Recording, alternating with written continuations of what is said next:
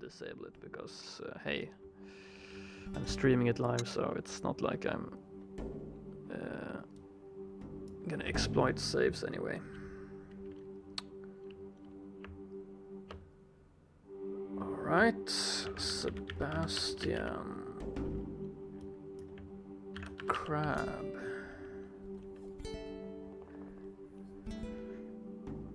Interesting, it can be a Diana crab. No. Sebastian crab. Right. Welcome to... this is what I like with strategy games, by the way.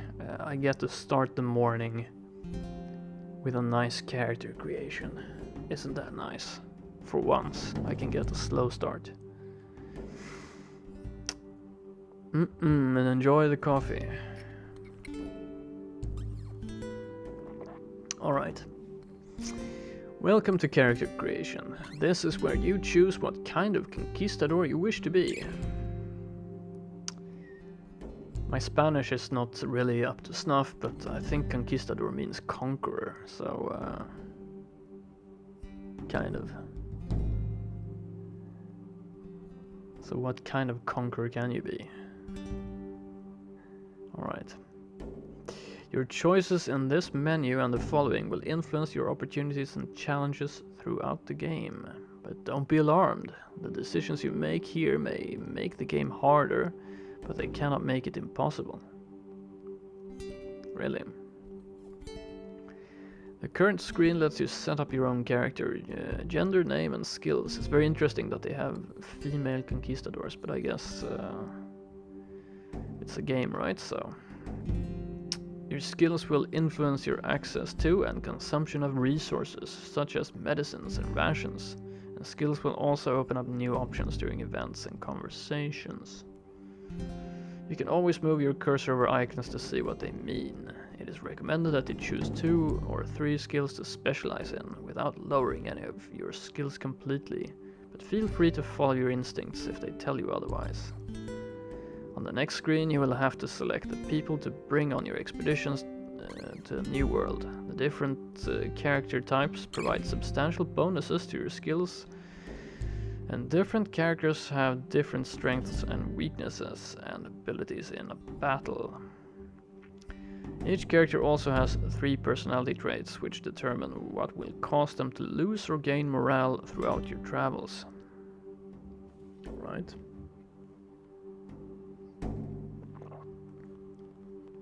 So far, what have I learned? I learned that we have morale. Tactics. Tactics used to change the starting situation in a battle to your advantage. It determines the amount of items you can bring into combat and how far from your troops you can place them. Items. Diplomacy affects your chances of success in negotiations and cultural exchanges. Like the cultural exchange of lead. Healing reduces the medicine cost of treating injured expedition members. Survival improves the results of hunting, reducing daily use of rations. Scouting increases your daily movements and occasionally grants better information about battles. Leadership bolsters the starting morale of your people and raises their maximum morale, reducing the risk of mutiny. Well, mutiny is not nice. We want to avoid mutiny. Mutiny sucks. Let's not have mutiny. 8 points to distribute. Right. What the hell do we do?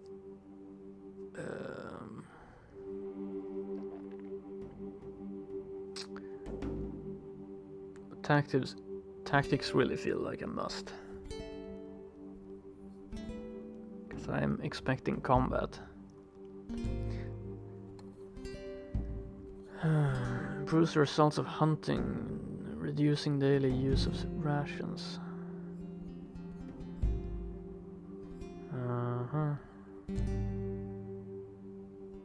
Starving to death is not nice. Medicine costs. Treating injured expedition members. Question is, how important is my diplomacy?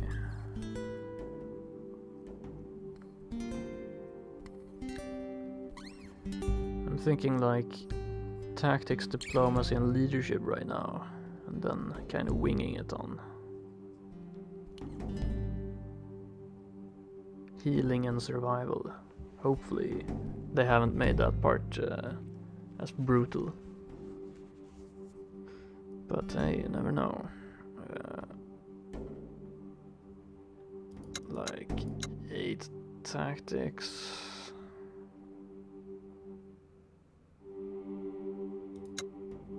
Leadership is pretty damn important, isn't it?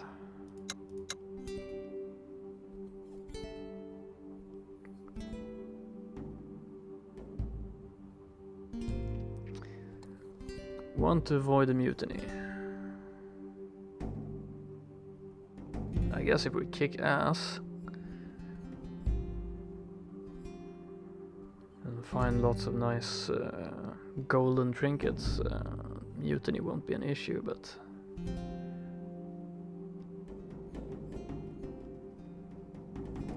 scouting might be important. Daily movement and occasionally grants better information. Movement, that's pretty good. That's kind of the point of exploring, isn't it? To move. Damn it.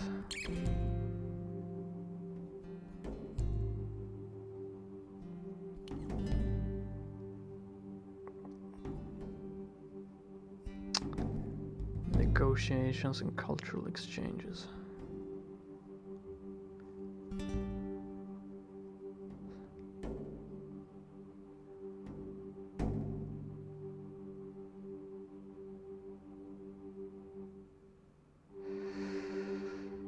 Do I want to have some extra scouting, maybe?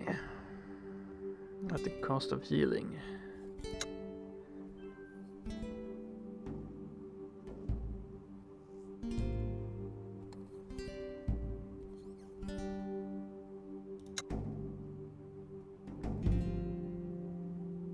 Screw those wounded invalids, you know, we don't need them. Alright. Follower selection. Alright. Doctors, hunters, scholars, scouts, soldiers. Alright.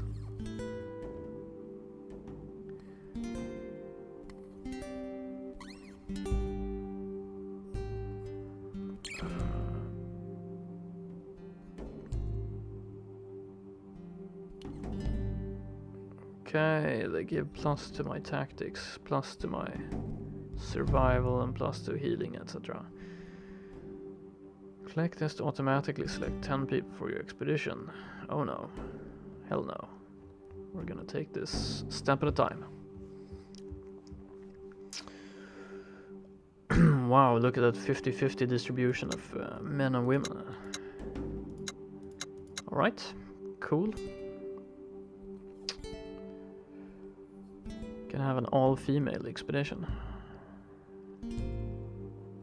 Interesting. Right, let's see. Follower details: Pedro Alvarado, doctor, recruit, endurance. Okay, endurance, defense, melee, ranged, movement, aggressive, proud, adventurous. Alright, personality traits determine which decisions and events will cause each follower to gain or lose morale. Aggressive may gain morale when you engage an enemy in combat, but may lose morale if you pass up an opportunity to fight. Proud gains morale every time you win a battle, but loses morale if you are defeated or fail to accomplish your goals. Adventurous may gain morale every time you make a significant discovery, but may lose morale if you shy away from adventure. We're not shying away from adventure.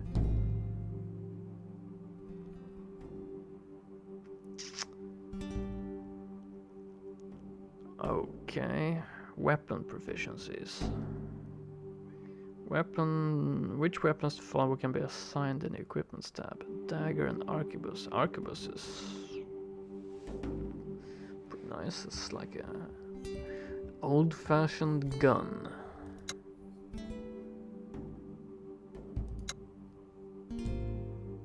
Alright. Racist. Marisol. May lose morale if you recruit followers of another ethnicity, but may gain morale if you display racism. No. No, I don't think so. We may be here to like take over an entire continent, and probably by doing so wiping out like entire country or so, but we're not racist. Open-minded.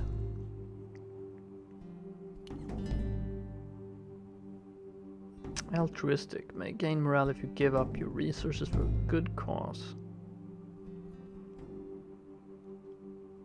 I think what we want to do is have followers that have kind of the same type of personality, so we at least we have a consistent, peaceful.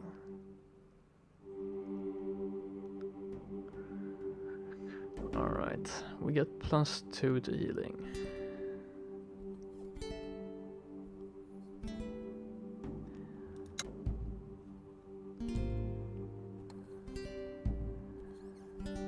Hunters.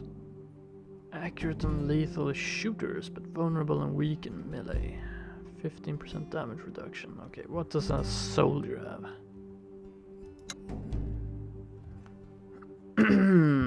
Soldiers also. No, those are scouts. Okay, here you go. Soldiers. 25% damage reduction. They can only move 4 spaces. Right.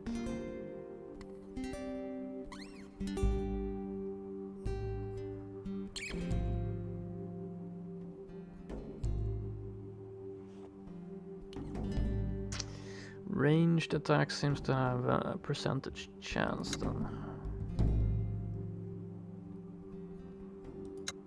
So hunters are the ranged units. Only 25 damage though.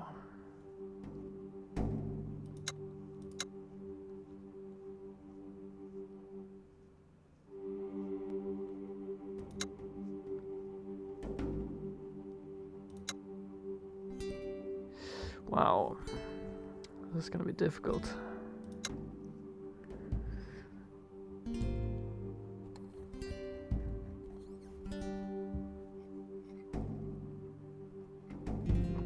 Well, I want at least one doctor. Healing can be a good idea, right? So we're gonna choose them depending on their character, personality traits, I guess. So what are we gonna do? We're gonna be aggressive, proud, and adventurous, or racist, cautious, and adventurous, or open-minded, altruistic, and cautious. I don't think we want an altruistic person on an expedition of conquest. Don't see how a peaceful, altruistic person would be good. Narcissistic. Great. No, aggressive, proud, and adventurous. That sounds awesome. Let's hire him. So, hunter.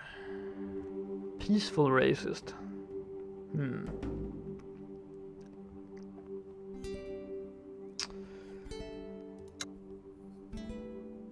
Wow, hunters are racist.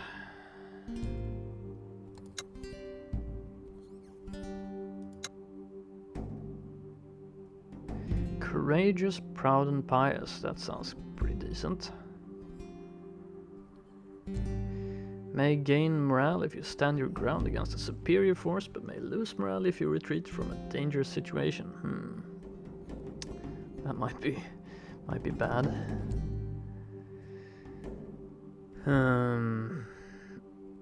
Pious. May gain morale if you act in accordance with their faith. Yeah, well, we're pretty pious, I think.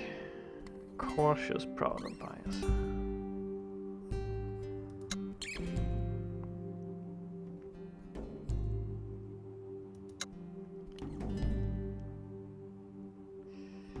If I take unnecessary risks, this guy will be pissed off. Greedy. May gain morale if you gain new resources, but may in turn lose morale if you give up or lose resources. That sucks. I'm feeling pretty greedy as well, but Pintado. Yeah, I don't want to stand my ground against a superior force. That sucks. Come on. Hunter, scholar. What do scholars do? Plus the diplomacy. We have to bring these dudes into combat as well. That's not so good.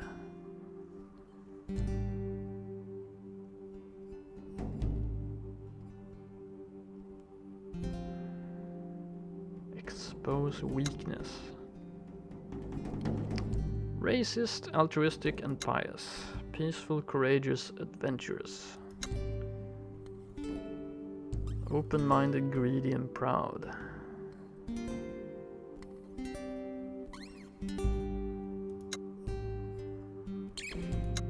Aggressive, greedy, and cautious. That's the guy for us, I think. Also, he looks like he knows what's up.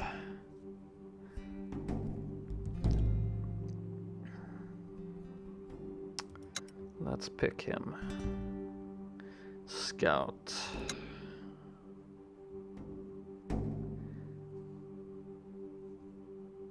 Peaceful, cautious, adventurous. No, we don't want to be peaceful. Aggressive, open-minded, and pious.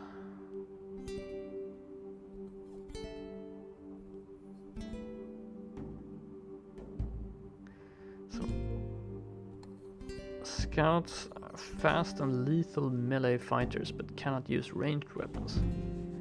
Why can't scouts use ranged weapons? That's strange. They're fast though.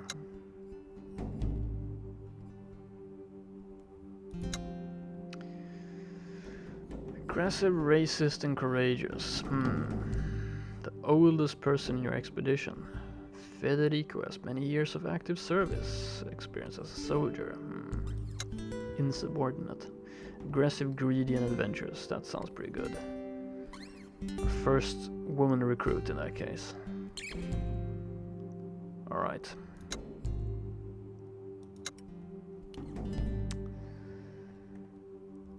One of each, and then we come to the bulk of our force, I guess. Soldiers.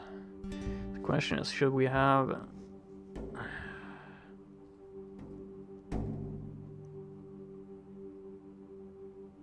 Probably need to add some others also, but let's see. I think soldiers are definitely gonna be...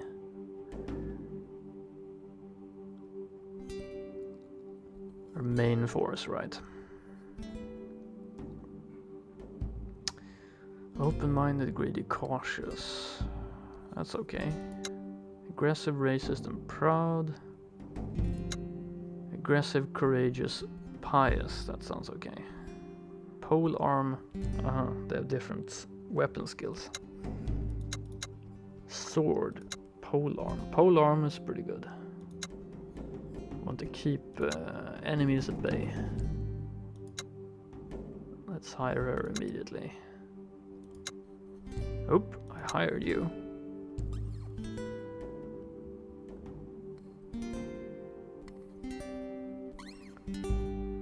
Greedy and cautious. Yes, okay. We don't want any peaceful soldiers, come on.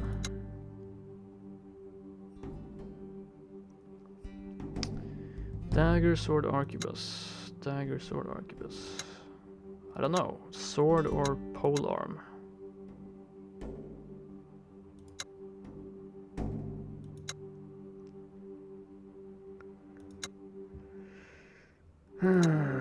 Aggressive. Hire 4 soldiers. Don't want any racists on our team.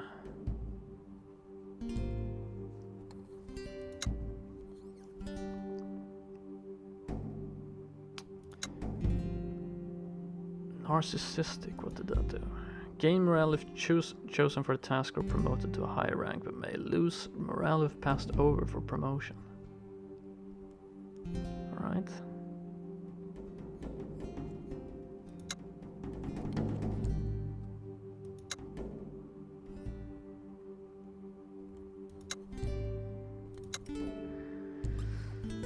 Four soldiers, 4 others. Do we need any more? What happens if the doctor gets sick? It would kind of suck, I guess.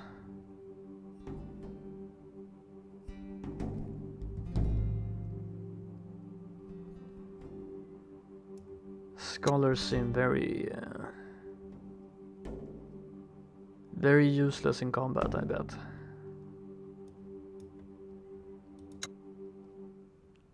Some range damage is always nice.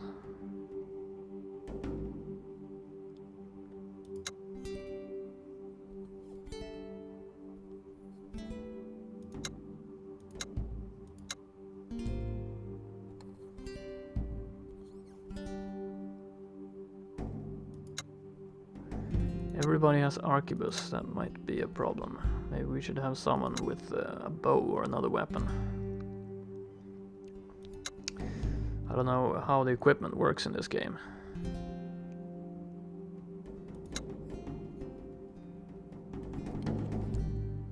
Peaceful though, that's not gonna give her very good morale on our troop, I think. Since everybody else is aggressive and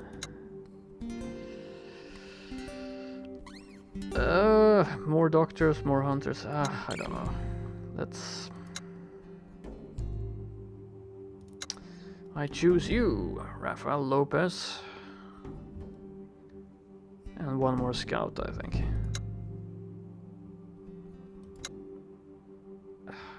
Racists. Aggressive, open-minded, and pious. That sounds awesome. Okay. So, 2 scouts,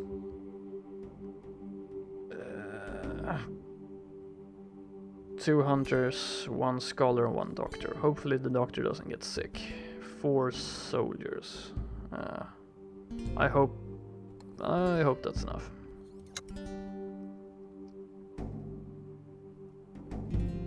Oh shit. Sebastian Crab has 16 tactics, 9 diplomacy, 6 healing. Yeah, that sounds a bit low. 9 survival, 11 scouting, and 7 leadership. So yeah, leadership is the only skill we can't get any bonus to from hiring soldiers or hiring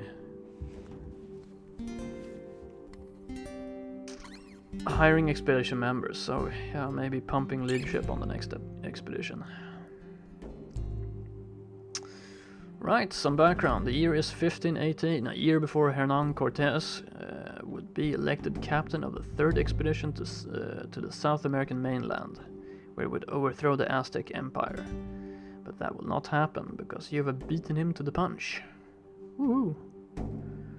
You are the eldest child of a Spanish nobleman, and you yourself hold the title of Hidalgo. With your father's backing, you have been the leader of a successful hermandad, meaning brotherhood, back in the old world. A peacekeeping association of armed individuals which protected the countryside around your father's town. During this time, you demonstrated an aptitude for leadership and strategy that earned you the respect of the people under your command. But it was time for a greater challenge. With the king's permission and your father's financial support, you purchased a ship and selected your crew from the best of the brothers and sisters in your hermandad.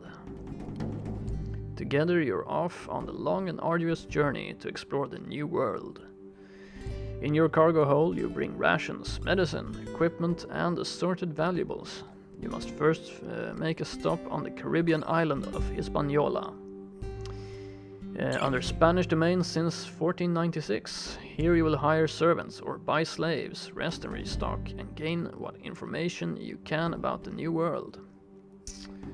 Hey, hello there, Jordan Hitman. How are you? Long time. Alright, after 5 weeks on the Atlantic Ocean, your people gather on the deck as the call "Land ahoy!" rings out from the rigging. On a clear afternoon, gulls screeching in the wake of your ship, you sail into the port of Santo Domingo, the seat of Spanish colonial rule in the New World. Exciting. 1518. That year, the Maria Teresa left Spain and set sails for Santo Domingo. Each of us had our reasons for going, but on the sea, they did not matter. The fraternity was our family, and we followed our Capitan. In the worst moments, we learned who we could trust with our lives. The troubles only strengthened our resolve. When we finally glimpsed the shores of Hispaniola on the horizon, relief and excitement washed over us, our hearts filled with the promise of adventure. Our welcome was far from warm, however. The Gobernador disbanded our group and stripped our Capitan of command. If we were to continue, the Capitan would need to win his favor. It was only the first of many challenges. I bet. Of course I missed you. Come on, man.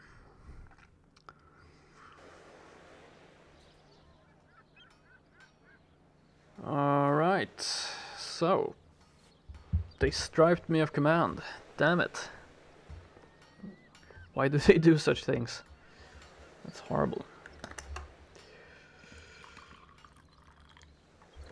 So, let's try to figure this out. Tutorials, welcome. What? There we go. Welcome to Hispaniola. You're reading a tutorial screen. No shit. Click on continue, or the arrow on the right to proceed. Yeah, thank you. Alright. In the top left corner you find the menu buttons. Follower management, goals and inventory. On the top right you can see the compass. Great. Make camp button.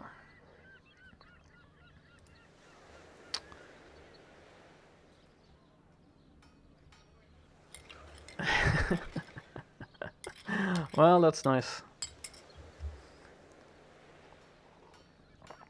Nice of you to come by. Make your existence known. Right, let's see. Cursor indicates accessible location. Cursor indicates inaccessible location. Cursor indicates currently selected location. Alright. Click here again to move. Highlighted stuff is important, really. Tell me about it. Oh shit. That's gonna be a problem. Right, let's do it like this. So let's go up here. Oop, oh yeah, double click. Confiscation. As soon as you disembark, you're accosted by a group of soldiers led by a tall, heavy-set man with graying hair, dressed in a captain's army uniform. Halt! By order of Governor Bernardo de Manzanedo, I am confiscating your vessel and all her crew and cargo. I wouldn't do that if I were you. Does the name Crab ring a bell? The captain rolls his eyes conspicuously. An intimidating name in Spain, but you are on Hispaniola now, and I'm taking your ship. What a bastard. What's this, by the way? Wood, metal, rope, oil. So it is a sort of text-driven RPG style game. I think there are two elements. I think it's like an RPG style option, dialogue options and encounter options game, and then there is a strategic or a tactical battle section also, like a component of the game. And I think that's the main part of the game, if I understood it correctly. At least I hope it's the main part of the game, because I stocked up on soldiers. Rations, equipment, alright. Oh, it took all my stuff just as I was finished looking at it. And the captain signals to his troops and they begin to apprehend your people. Damn it. With what justification, if you please? It typically does not please the governor to give justifications for his decisions, but he has instructed me to instruct you to go to the palace and speak to his grace forthwith. Perhaps you can pry an explanation out of him. Damn it. I'm going to station one of my people here to make sure nothing disappears. Might be smart.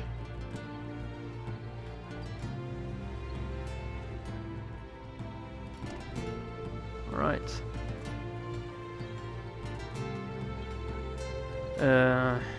Let's choose someone that we wouldn't miss too much. One of our scouts. Scouts are good at keeping an eye out.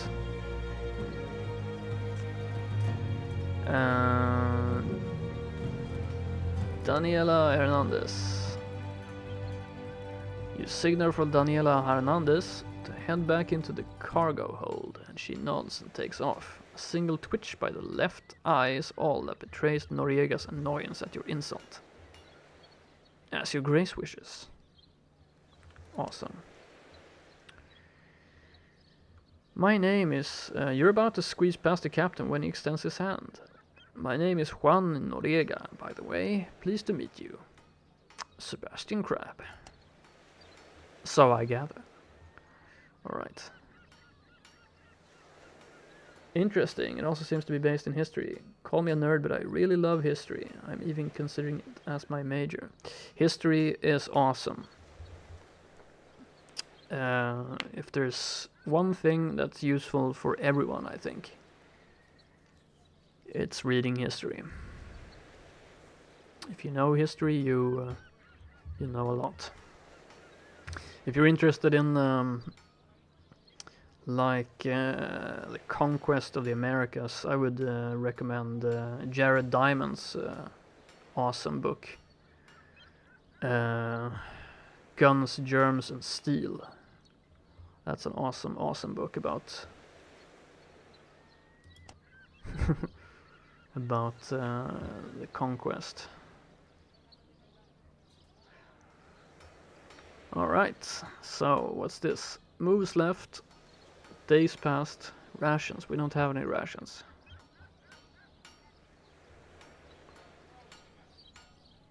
Alright. Let's poison their well. Oh. Alright.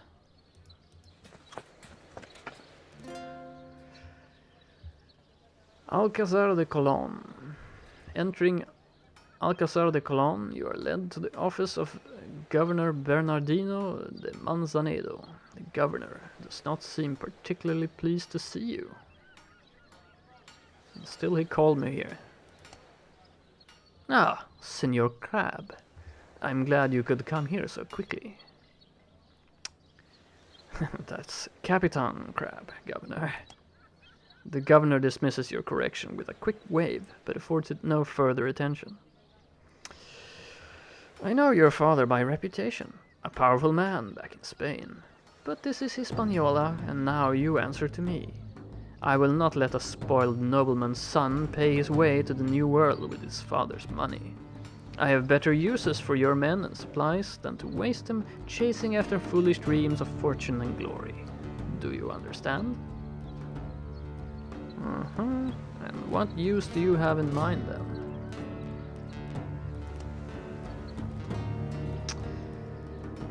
The fact of the matter is that your troops are needed here.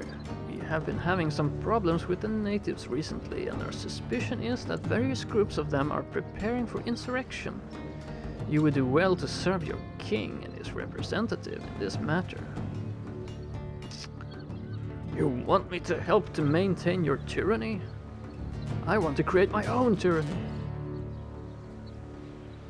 Alright, I will gladly help you put these savages in their place. To explain, basically all my expedition have the trait aggressive, so if I don't do this, they're gonna lose morale. I'm not really as bloodthirsty as I make it out to be here. But also I want to get into tactical combat to see it as soon as possible. If the governor is pleased by your servility, he does an admirable job of not showing it. Good. Go down to the fortress and find the quartermaster, Umberto Il Rosso. He will insist to test you, and I'm afraid nothing I say will convince him otherwise. When he is done with you, return to me and we will discuss how to proceed from there. Alright. First audience. What a lame audience it was. Alright, where's the quartermaster? There we go. Yes, we are looking to create our own tyranny. Oh. Right. Fortaleza Uzama. Fortaleza Okama. Finding the fortress is not difficult, and now that you're no longer in a hurry, you have time to take in the new city on your way there. Great. Find Umberto Il Rosso. He looks trustworthy. You find Il Rosso smoking a pipe in the shade, evidently enjoying the warm climate while he watches some soldiers train in the courtyard. He addresses you with a very friendly voice. So, you're the new arrival. I saw your ship come in. I dare say it's quite impressive. You must know the right people back in the old world. You notice that his accent is distinctly Italian, from somewhere around Firenze, if your ears do not deceive you.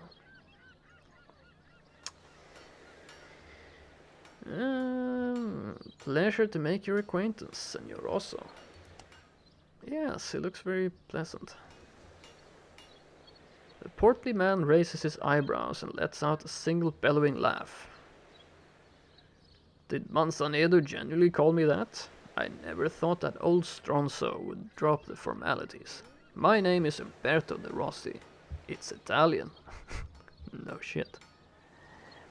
But nobody calls me that except the governor, and I suppose he finally started using my nickname as well. Ah, no matter. What does Il Rosso mean? Okay, I'll ask just because. It means the red.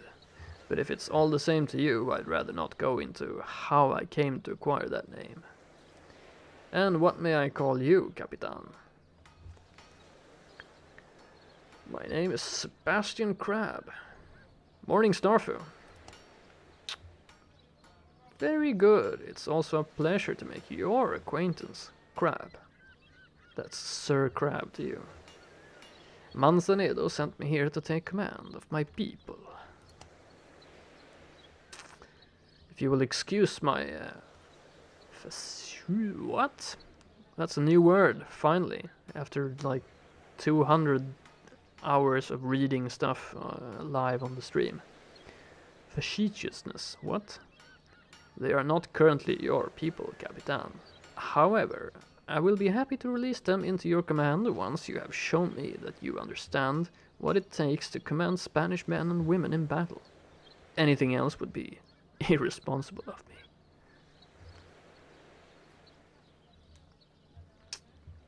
Very well, if it can be in no other way, I suppose I can use the practice.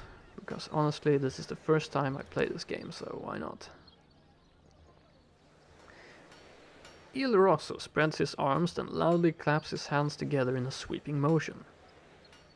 That's the sort of attitude I was hoping to encounter. Here, most of your people seem to be done unloading their equipment from your fine ship. Why don't we go ahead and divide them into two sides? I will lead one group, you will assume command of the other. Let's see if you know what you're doing. Great. So let me guess, you're gonna command the soldiers and I'm gonna command like the doctors and the scholars. Arg. Select troops. Oh great, I get to select troops.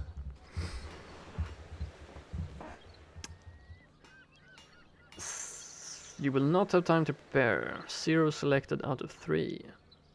Alright. Well, I'm gonna select 0 equipment. No bonuses.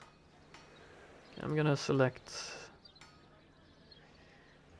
2 soldiers and a hunter.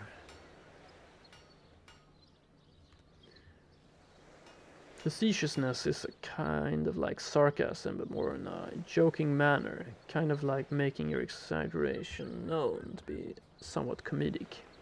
We are Sebastian Crab again. Indeed we are. Yes, Capitan Crab. To battle.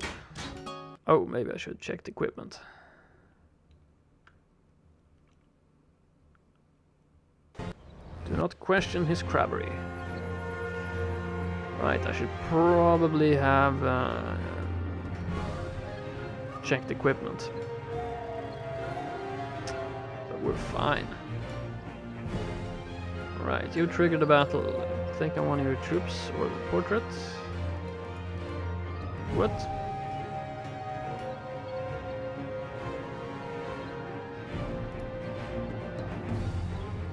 Alright, so this is the turn-based combat here. He chose Soldier, Doctor and Hunter. Attack of opportunity. I have no idea what they mean. Alright.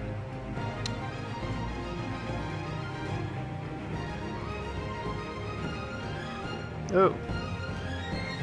Tutorial mode. Stay inside the light green area if you also want to attack this turn. Convert your action into moves by walking into the dark green area. Great. You can switch a unit between melee and ranged. Scouts can't shoot.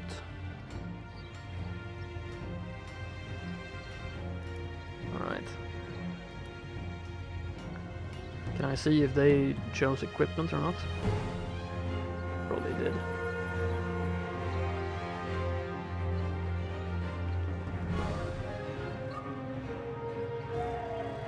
So, change weapon R, okay. High damage, low critical hit multiplier. Arquebus, high damage, normal critical hit multiplier, short range. Can I shoot? Yes, I can. Let's just do this, let's just shoot. Miss, great. Range attack depends on line of sight and distance. The farther you are from a target, less likely you are to hit. Some objects provide partial cover, alright. How is the music level? Is it too high for... or is it decent? Is it interfering with the commentary? Alright. Can we still move? Guess so. Or can we shoot multiple times?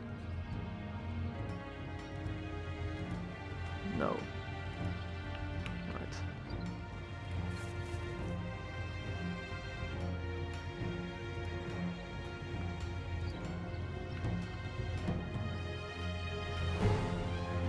I have no idea what I'm doing, but 31% accuracy, that's not very good. Full cover.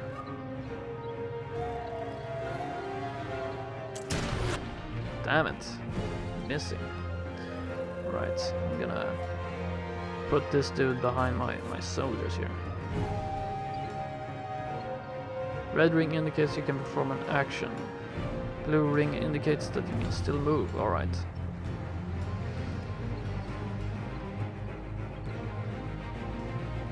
Not too loud for me, alright. Good. When you think you're finished, click the hourglass to end your turn. If you know you're going to lose, click the white flag. Never. Never lose. Full cover. Partial cover. Right, I have to move out in order to get a hit, I guess. 71%, that's what we want to see. Blocked! He blocked a ranged an arquebus shot. Wow. Alright.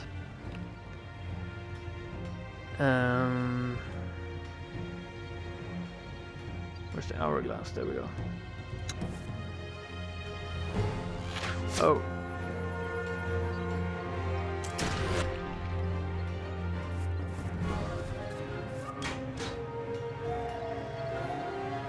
If you place 2 units on directly opposite sides of an enemy, both units can make a flanking strike on that enemy. Alright. Flanking strike deals substantially more damage than a normal attack. If you try to move past an enemy, they will get a free attack on you, called Attack of Opportunity. Use tactical move to avoid that. Tactical move, what's that?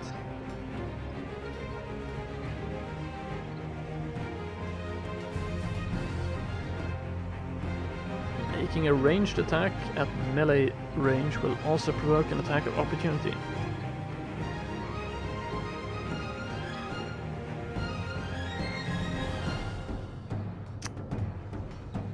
Moving out of melee range of an enemy also provokes an attack of opportunity. Exploit this to trap the enemy's ranged units. Alright. I see.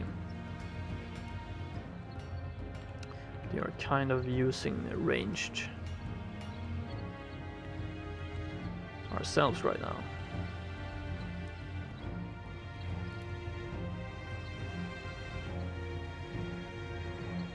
So we have to have a line of sight, do we?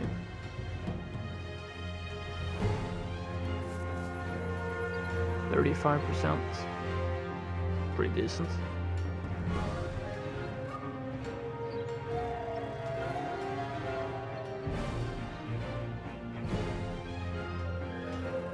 Alright, I'm gonna lower it a bit then.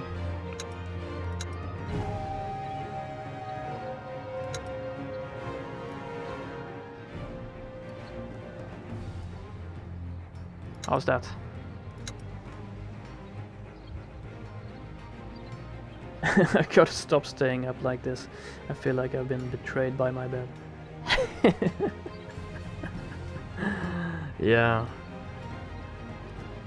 Alright.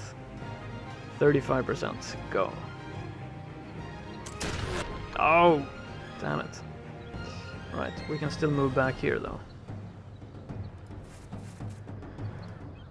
Have to protect our ranged dude. Uh-oh, he can't move.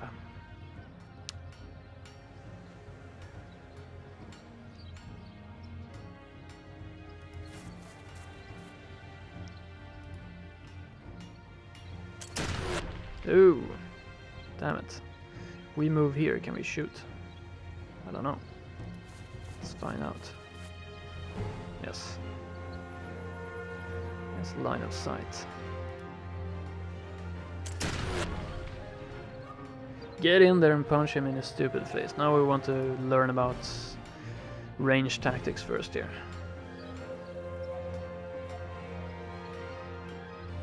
Just gonna put him over here. I'm gonna... Oh! Damn it. He's out of... Can't move. So he's gonna be open for attack, I guess.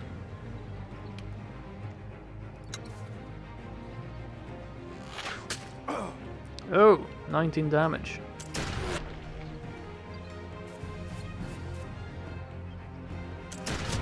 Oh! they're having a lot more success with ranged. Each of your character has a set of abilities, now you tell me. 3 major types of abilities.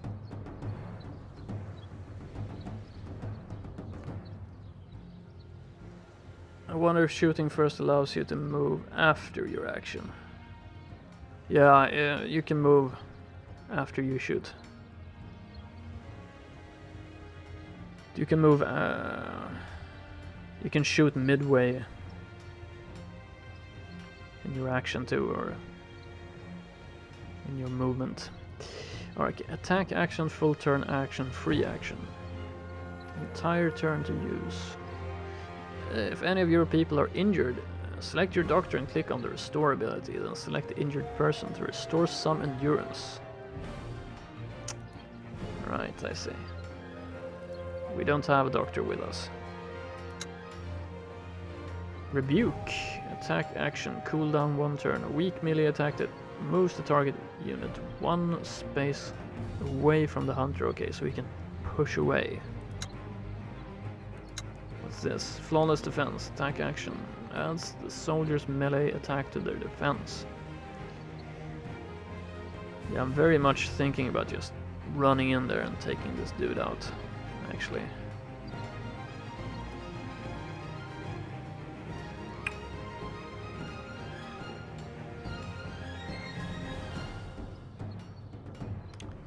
Two soldiers against 1.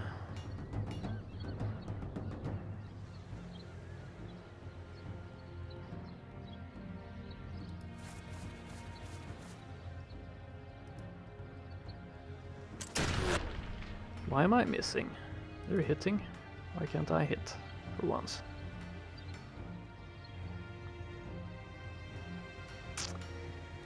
Alright, he's gonna melee attack me to death.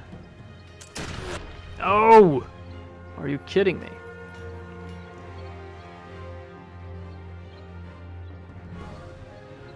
Let's swarm this guy.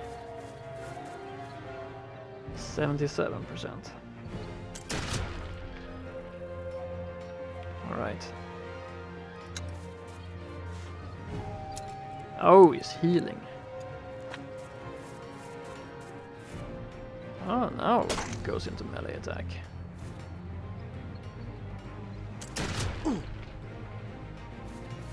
Computer's cheating, obviously. Right. So we are going to smash you, Hunter.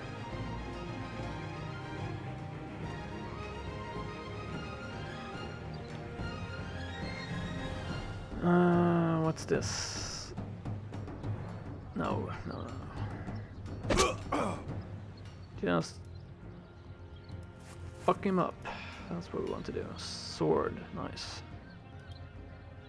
And then you. 78%. That should be decent.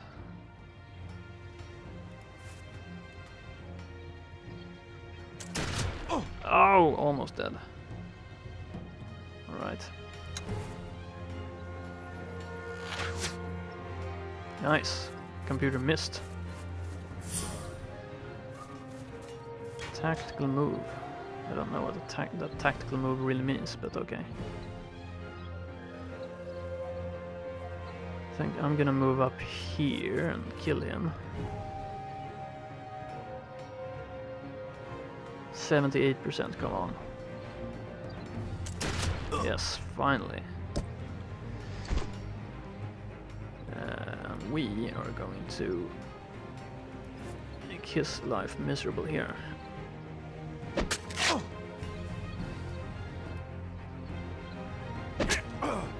Yes, indeed.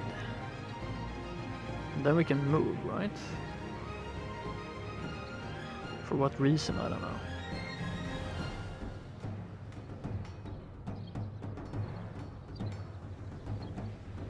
We don't want to move. He will get an attack of opportunity if we move, so... Oh, stop doing that. Defend, alright. He's scared now. So I think I'm gonna... Blocked. Are you kidding me? I think we can kill him now. Oh! Alright. He went down.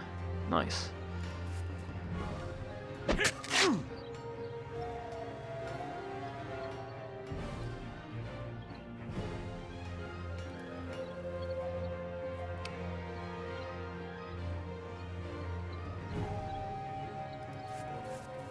Oh yeah, we can do one of those flanking attacks. Nice.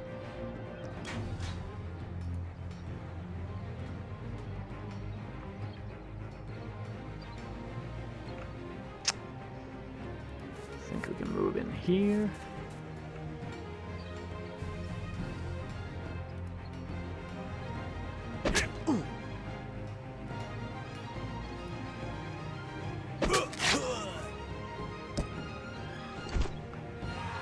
Yay! No injuries. Flawless victory. Yes, it was very hard. Rushed in, kicked his ass. Unused meat spoils overnight. Really? The Rossi trundles across the battlefield to meet you, wiping the sweat off his forehead. Well fought. You are quite the tactician. Yes. Well done indeed. Your people are free to join up with you if they wish. I have no qualms about letting you take them, and you can tell the governor I said so. I hope this is not the last we will see of each other, young man. Young crab. Nod appreciatively. Goal completed, earn your command. Goal started, jungle drums. What? You respond with a smile and a tired nod, and the Rossi pats you on the back. Then he lights up his pipe and walks back to his place in the shade.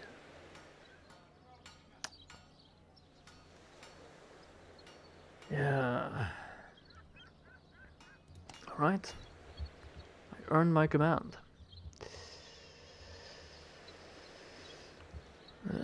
That's good. What's this? Oh. Followers. Healthy, enthusiastic. Nobody has any equipment. What's this? I guess this is morale up.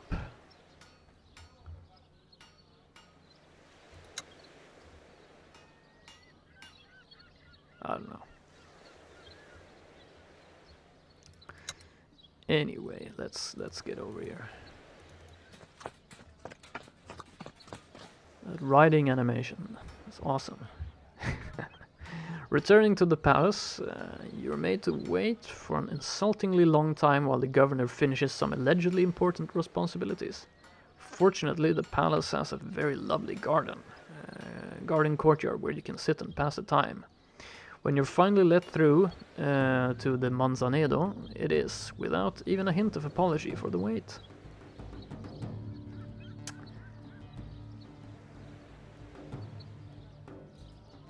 So I looked up that book you mentioned, and apparently it was preceded by "Why is sex fun?" Jared Diamond has written a lot of interesting books, but I can really recommend that book. He also wrote a follow-up book to it. It's a really interesting. Changed my view on the conquest of the Americas.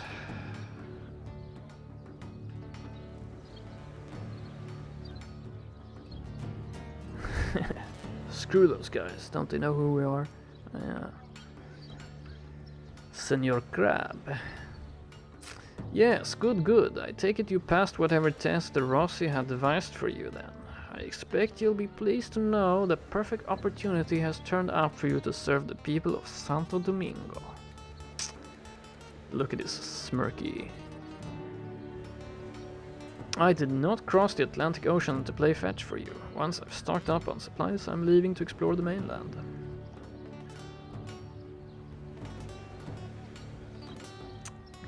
You know what? My troops and I are at your service, Governor, because if it means doing like an easy mission for you. As you may have surmised, several problems encroach upon our control over this island. Most urgently, our supply lines to Santiago de los Caballeros in the north are being disrupted by a native cult of pagans that we suspect is using some old ruins in the deepest jungles of the island.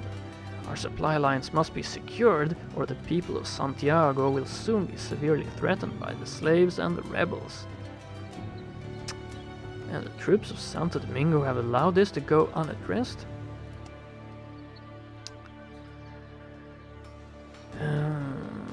Captain Noriega refuses to take his troops anywhere near those ruins, and in any event they cannot be spared. They are needed to protect the city against the slaves. If they're slaves, why do you need soldiers to protect? Anyway. I have no such superstitious misgivings. Where are the ruins located?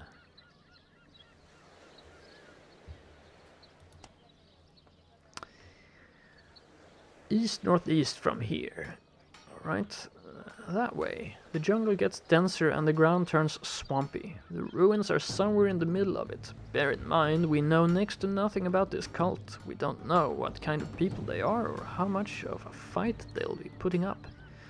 I suggest you catch them by surprise and cut them down first. There'll be plenty of time to find out what they've been up to later. We'll see what the situation looks like when we get there. Yeah, he seems like an awesome governor. Like, just go there, kill them. Yes, I'm sure you'll figure it out. Feel free to keep whatever items of worth you uncover in that place. We'll call it your reward for a job well done. Return here when it's over and we shall discuss your next assignment.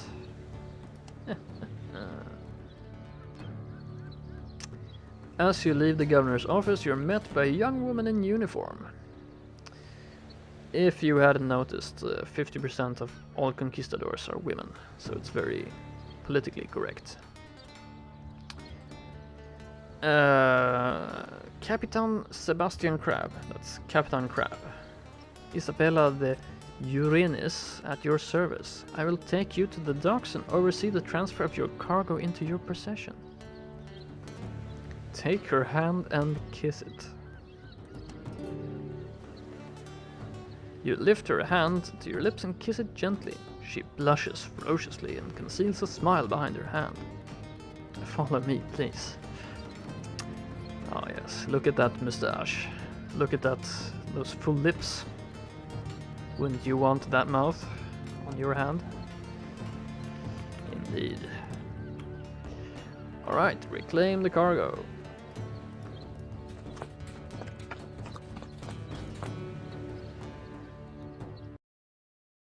Alright, please tell me. Iron Man, Sebastian Crab, there we go. That's the one.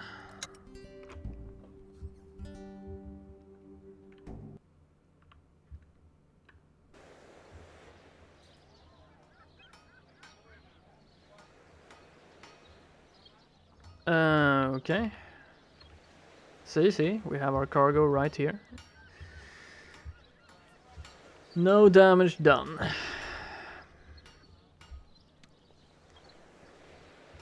Latest response to blindness in the history of mankind. Yeah, stream delay. What can I say?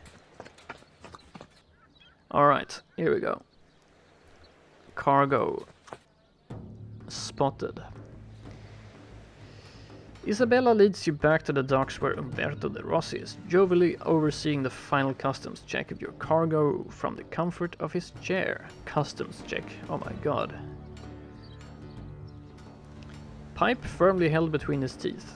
Uncharacteristically, he gets up to greet you when Isabella announces your presence. So we meet again. Sooner than I had expected, I must admit, and I see you met Isabella. She's a polite young woman, isn't she? The daughter of Andres de Urenes, who came over with Columbus on the Santa Maria. So you might say she's got the pioneer spirit in her blood. Old Andres had her with a Taino girl that he took a fancy to, but as far as I'm concerned, she's as Spanish as they come. Umberto nudges Isabella affectionately, which does little to remove the beet red color of utter embarrassment from her cheeks. Right.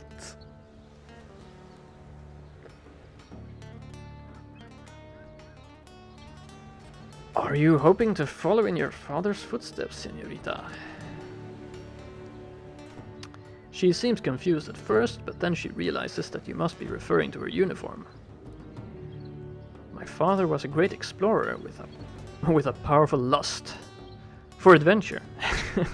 He was not much of a military man, but I must don the uniform to walk a similar path as he did, and I have done so without hesitation.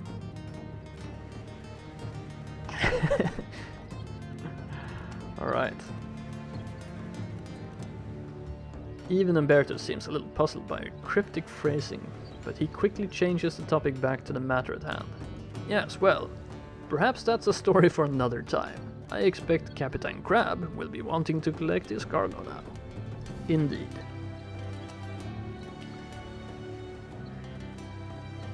He gestures toward the cargo packages neatly stacked on the wooden boardwalk of the harbor.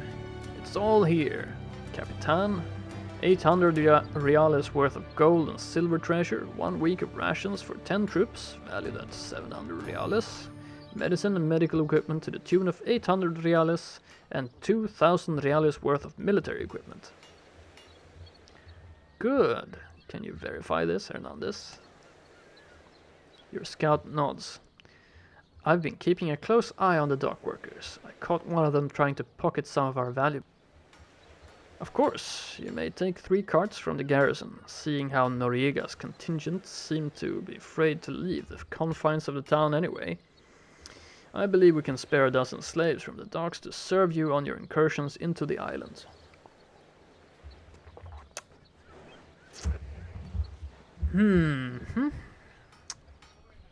Told you she was a bit young. Yeah, I know. But Sebastian Crab looks a bit... yeah, I don't know. I don't know if I trust this guy. Right, I believe we can spare some slaves. Do we want slaves? Please make the arrangements at once. I wish to leave as soon as our supplies have been loaded onto the carts. No slaves, I want paid servants only.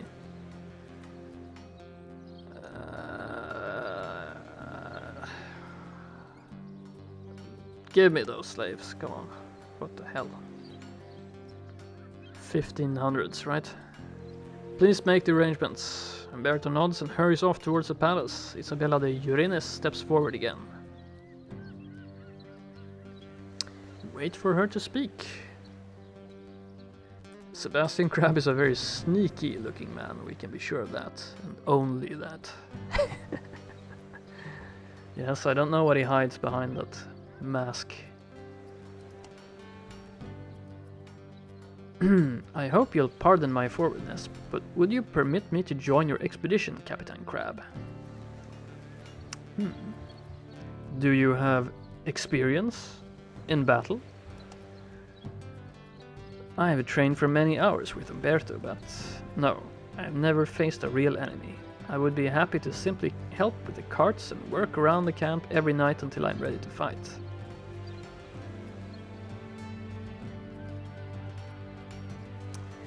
Don't think I'll go easy on you because you're a woman. Under my command, everybody pulls their own weight.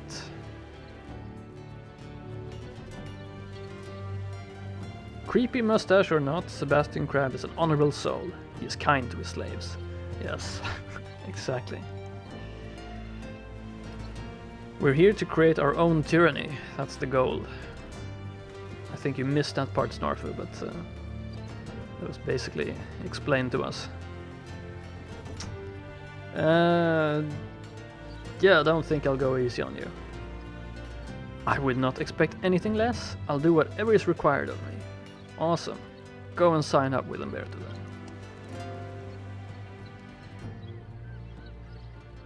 A sparkling grin graces Isabella's face and she sets off at a brisk pace towards the fortress to pack her things. Alright, so... follower man management gives you an overview of the status of your expedition, as well as letting you promote, equip, and equip your followers, alright. Skills tab lets you promote your followers if you have enough experience. Possible ranks are Recruit, Man-at-Arms, Veterans, Sergeant and Lieutenant. You can only have 2 Sergeants and 1 Lieutenant at the same time. A promotion improves the follower in several ways. Their combat effectiveness is improved. They gain 1 active class ability. They gain 1 passive ability of your choosing. They gain 3 points to increase their camping skills. So we can camp those spawn points. The Indians will never.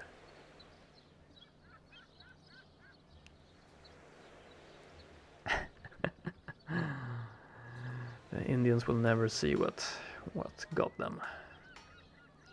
Right. What do we have here? Oh, damn it. There's lots of mechanics here. Guarding, patrolling, hunting, herbalism, tinkering. Remember to upgrade your followers' camping skills. Yep, I will not forget. Just wait for me, I'll forget in like 2 seconds. Unassigned equipment. Click on an empty slot to fill the follower's equipment. Multiple weapon proficiencies, you can switch between the weapons with the arrow button. Awesome.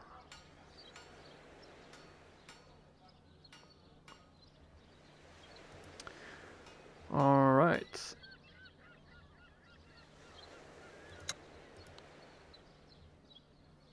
So we can upgrade them already, I guess.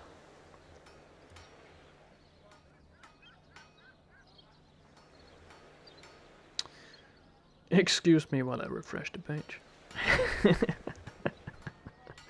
Yeah. Okay, so we can upgrade everyone. Damn. I guess. Available experience.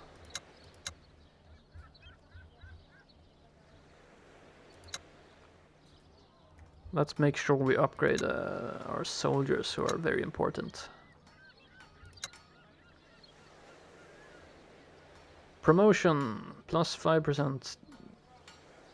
Gain stun, use on an enemy. The target will become stunned and lose its next turn. That sounds pretty good. And then we can choose one of these passive skills. Follower gains 10 points to attack when endurance is less than 20%. Accuracy penalty on this follower's ranged attack against targets in partial cover is halved. Aim low. Every ranged attack by this follower has a 20% chance to have the target's movement in the next turn. Aim for the groin. Where's that option? Avenger. Follower deals 10% more damage against an enemy who has incapacitated any ally during the current battle. That must be the most worthless ability I've ever heard of. Block. Bloodthirsty. Every time the follower incapacitates an enemy, they will deal 15% more damage on the next turn. Constitution. The follower has a 50% chance to avoid the damage over time effects from every poison attack. Dodge. Enemy's critical hit chance when attacking this follower is halved. Evade. The follower's defense is increased by 5 versus ranged attacks.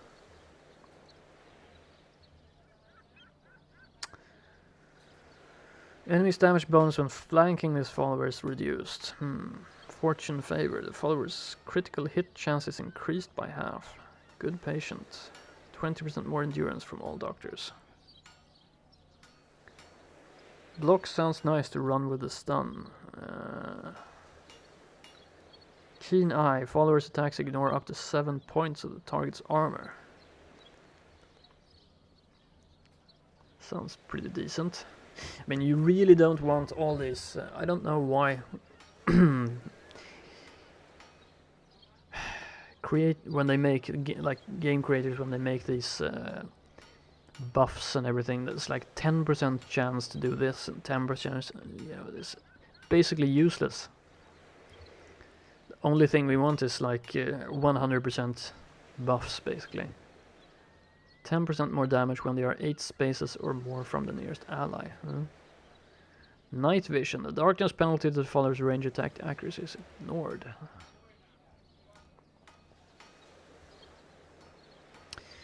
Follower may make one extra attack of opportunity every turn.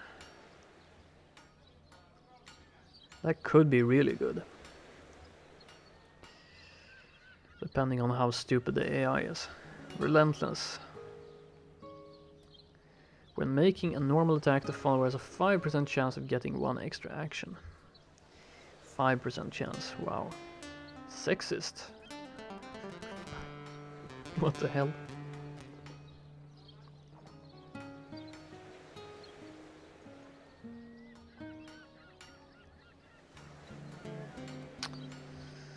Wow, so many goddamn weapon bow.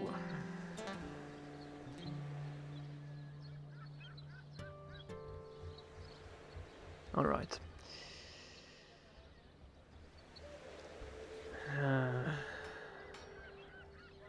Block seems pretty good.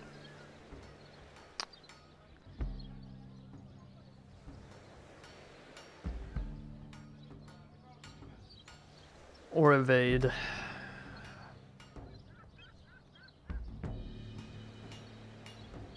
Keen eye might be good. So many buffs, yeah I know. Stun sounds like it could be overpowered, depending on the cooldown. If you have 3 guys with it, you could possibly continuously stun an enemy, yeah.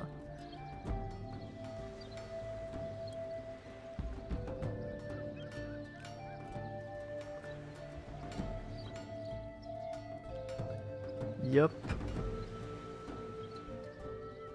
Definitely good. I think maybe keen eye so we deal more damage.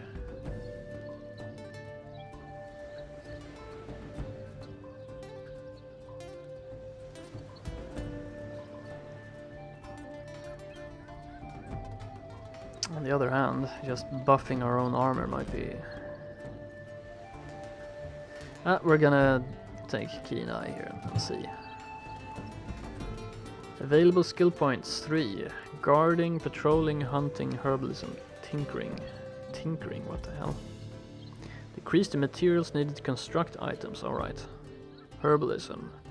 Determines the amount of herbs the character can turn into medicine each night.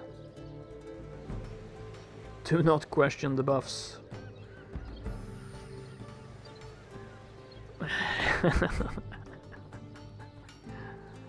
Alright. Amount of meat you get when assigning a character to hunt. Determines the character's effectiveness when assigned to guarded camp. Patrolling.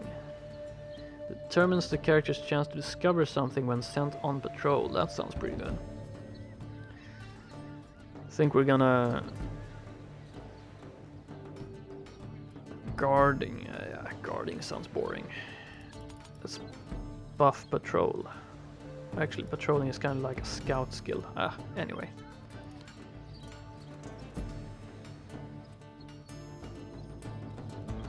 Alright, what's this?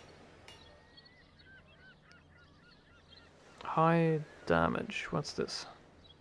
Glaive, halberd, matchlock, wheellock. Help! What the hell? I don't know what I'm doing. What am I doing?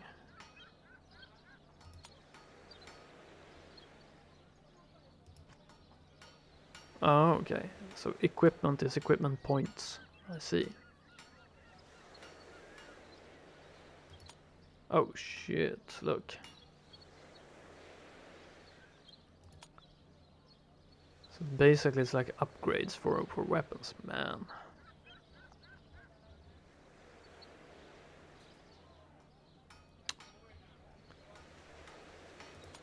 Wow.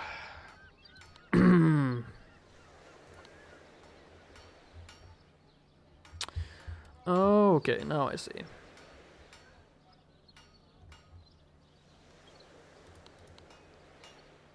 So we got 100 experience points, so we could upgrade one soldier, that makes sense. Fortunately we selected the right soldier, because this guy's a narcissist. So if we hadn't upgraded him, he would be pissed off. So we were a bit lucky there. And then we can upgrade equipment. Nice. I guess to just deal more damage.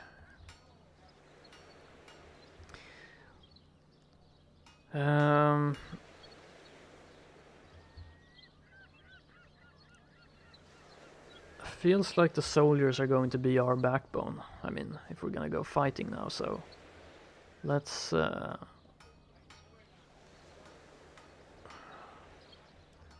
just give them a bit of an upgrade here. 3. Oh, damn it. That's too much.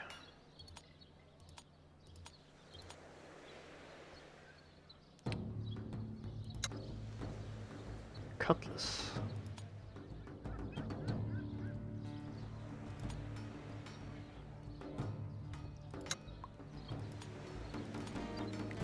I guess we can change this later. 5 equipment.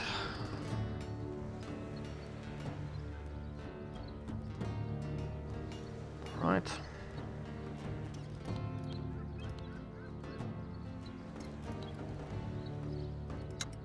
Cool. Let's hide this tutorial screen. So, we go to the church and pray now. The cathedral is still under construction, and it shows, but it's already being used for weekly sermons and daily prayers by the colonists. Yeah, we'll attend the sermon. Today's sermon is delivered by a Franciscan monk by the name of Caro from the town's monastery. The sermon is quite different from the seasonal themes you're used to back in Spain. It's clearly colored by the trials of settling in the new world. After the sermon, Hermano Caro stands at the door to thank everybody for attending as they leave. He is a slender man in his mid-60s. Oh my god, look at him. With a long white beard and gentle eyes. Scary eyes. Egyptian pharaoh scary eyes. When you shake his hands, he gives you one look and then pulls you aside. Your Grace, a moment of your time, please. Capitan Noriega has mentioned you in passing. He said you and your troops might be heading north to Santiago de los Caballeros within the foreseeable future. Would you like me to deliver a message? In a manner of speaking, I am hoping I could convince you to bring a modest load of Bibles to the good people of Santiago. Are Bibles really the shipment the people of Santiago need the most? Regular caravans of more important supplies go between Santo Domingo and Santiago, but this is a special shipment.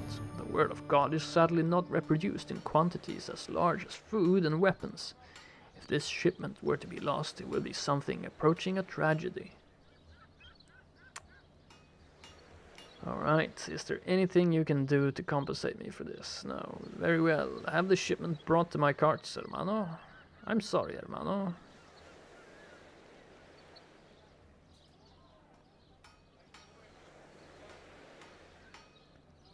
I will see that they get there safely. The monk shakes your hand enthusiastically. Thank you, Capitan. Y con Dios. Great. Probably means screw you in Spanish. Or sucker. So this game looks a little deeper than I expected. Really looking forward to seeing how this all comes together, yeah. I think food and weapons are a bit more important than a holy book. It depends. If we can trade the books for food and weapons. And the books are important. What's this? Market? Oh yeah, trading. Here you go. Trading is a bartering system where you trade your resources for the merchant's goods. On the left side you can see the merchant's purchasable resources. On the right side you can see your own tradable resources. Look how meager they are. If a merchant has a low supply of resources, they will value that resource higher than usual. If the merchant has a high supply, yeah, I think I understood that. Right, Santo Domingo Market. We can,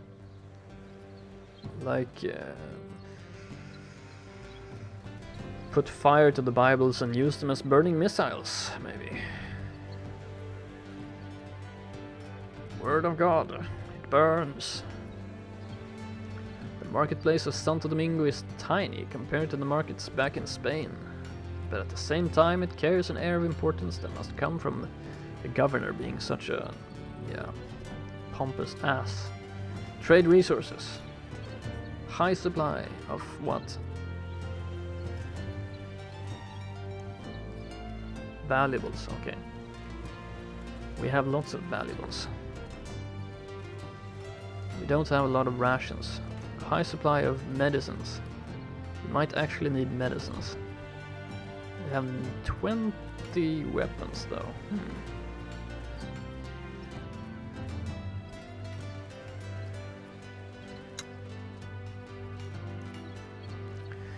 176 valuables for one weapon.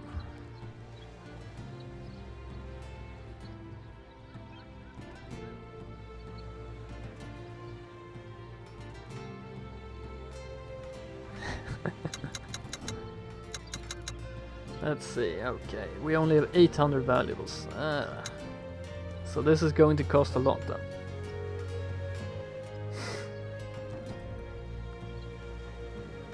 What does medicines cost? Okay, medicines cost a lot too.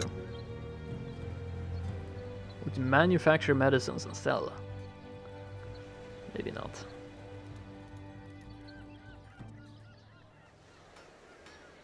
Weapons are not cheap, no. Damn it.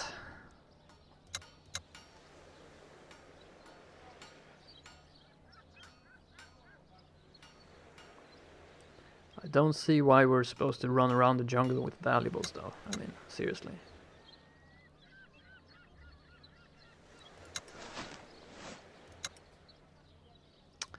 Right. Probably a very bad decision, but hey. Oh. Right, we gave her. Peaceful. Oh no, she's peaceful. Why did we pick up a peaceful? She's gonna get very pissed off at us for killing everyone. Actually, you know what? Maybe we can use you as a ranged fighter. Oh. What? Dagger. Alright.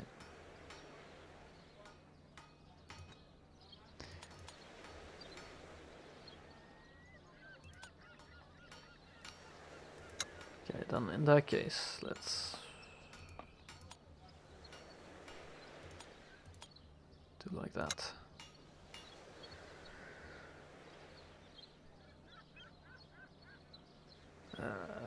Valuables one. There is no ratio because we couldn't really sell anything, as far as I could see.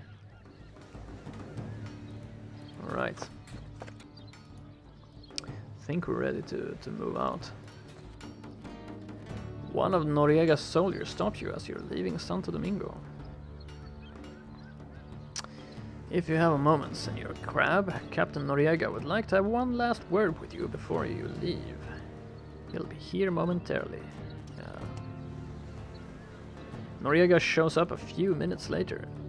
Thank you for waiting. I don't know what the Manzanedo has told you about me. I may be far past my prime, but I'm no fool. I've spent a lot of time in these jungles, and I just want to make sure you know what you're getting yourself into. Any advice you have, I will consider. There are many dangers on this island. Savages, rebels, bandits. But the most dangerous foe is hunger. Oh shit. Be mindful of your food reserves. Each person in your expedition will need one ration every day, and nobody likes having to go hungry. Where can I stock up on rations? The market here in Santo Domingo sells plenty of food. Uh-oh. To the northeast, Santiago de los Caballeros has a fine market of their own. Okay, northeast, we're going there.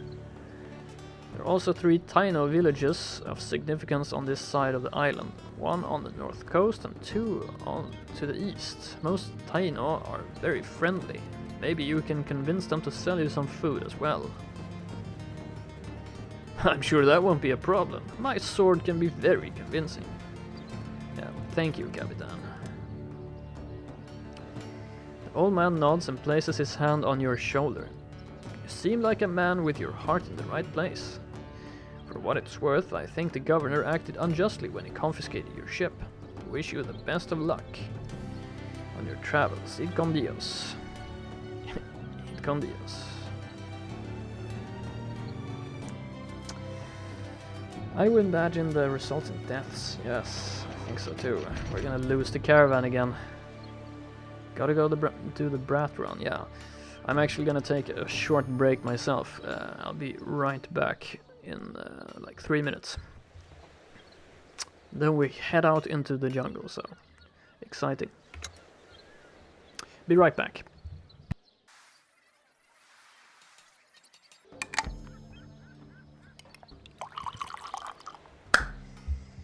Alright. Gonna have to make more coffee at some point.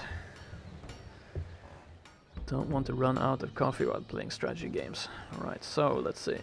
We can rotate this, right? Oh, yeah. Cool. So we have a compass there. We should head in this direction.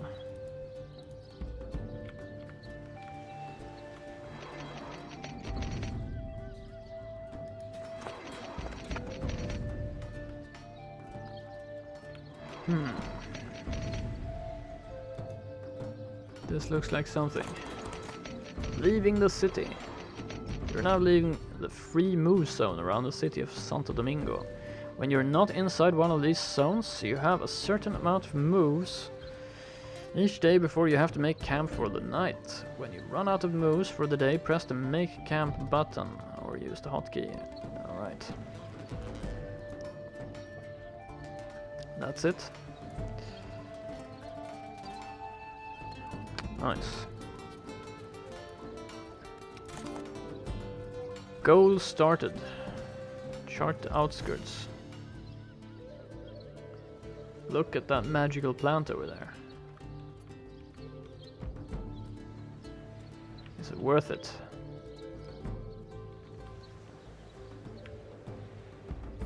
Magical plant. It's kind of to the northwest though.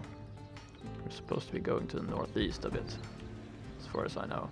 Do we have like a journal?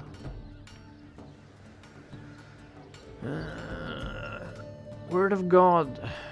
Jungle drums. Locate the old ruins in the jungle at the heart of Hispaniola and deal with a pagan cult that haunts them. Set an active goal marker on the map screen.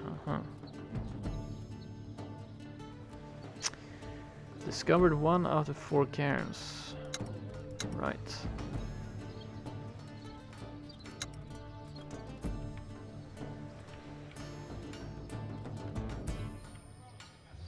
Okay, so I guess we can find some plants there. Or we can go here.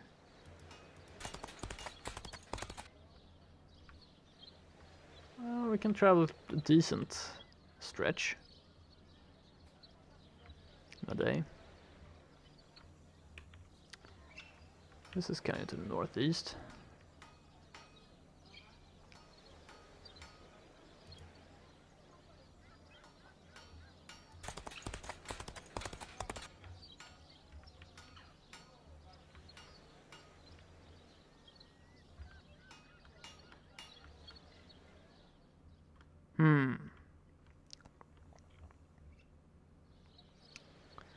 Right.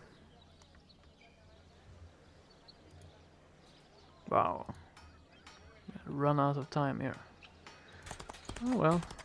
We have 70 food. Several days of supplies. Not like the Banner Saga, where we ran out of supplies immediately. So I wonder if we can like see stuff in the environment depending on our scouting ability. That's how it works, or not. Okay.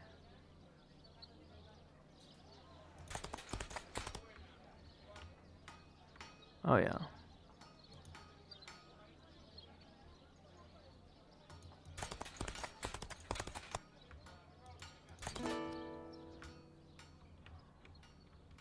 Oh, what's that? Looks like A boar. We can level up in the forest by killing boars. Who would have known?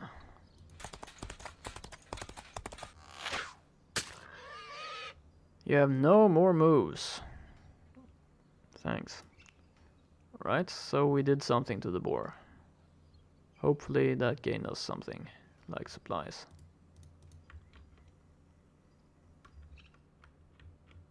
Though it doesn't show up on our screen. Right, we have to make camp. This is the camping system. Before you camp for the night, you should assign tasks to your followers, distribute rations, as well as treat any injured members of your expedition. Road area, yeah, okay. Depending on where we camp, we can do different things. Interesting. Each time you camp, you can assign tasks to your followers. You can assign tasks by selecting a follower, clicking on the intended task.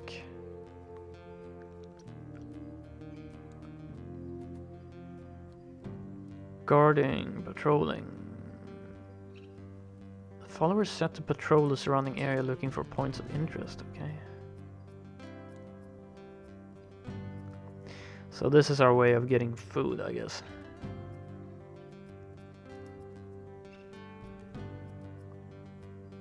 Preserving. Unpreserved meat will spoil during the night if you do not preserve it or eat it immediately. If you have an excess of meat, preserve it for later use. Some areas are more difficult to camp in. Be on the lookout for contextual events, as assigning people to them could benefit your expedition. Yes. Auto-assign button, because you're lazy.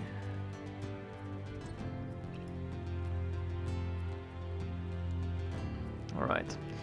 Guard difficulty very high. Patrol difficulty is low, hunt difficulty is high.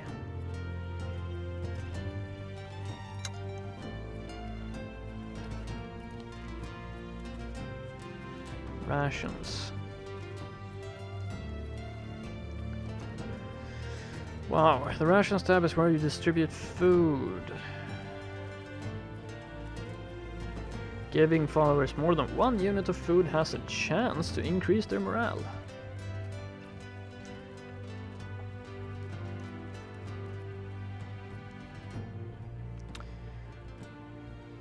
Auto-assign button assigns 1 meat to every follower if you have meat. When you run out of meat, 1 ration is assigned to everybody else. Alright, damn it. Auto-allocate new meat. If checked, auto-assign will be done automatically every night. Okay, we have some meat. Oh. Okay, apparently that's... So if we auto-assign... Whoa, do we have that much meat?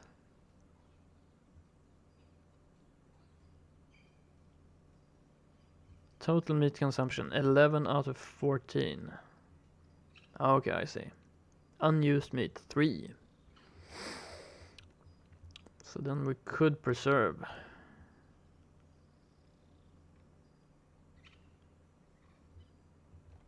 Some food, I guess. There's nothing of interest. Hunters are good at preserving, right?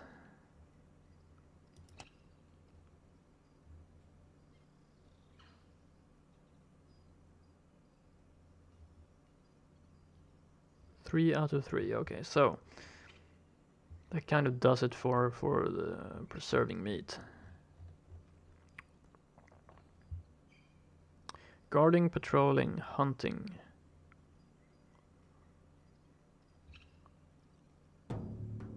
Tinkering.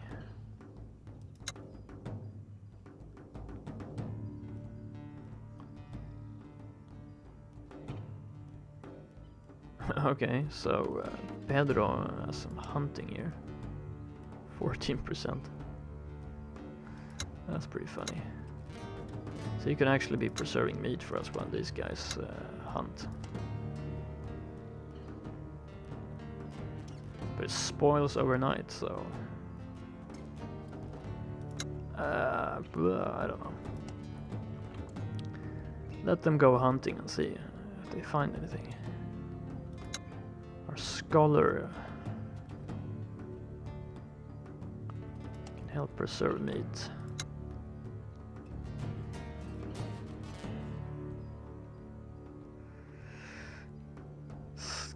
Scout should go on a patrol.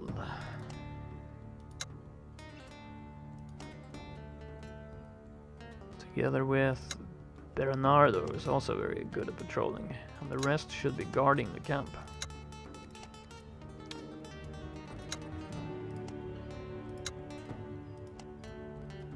Ooh, 61% guarding.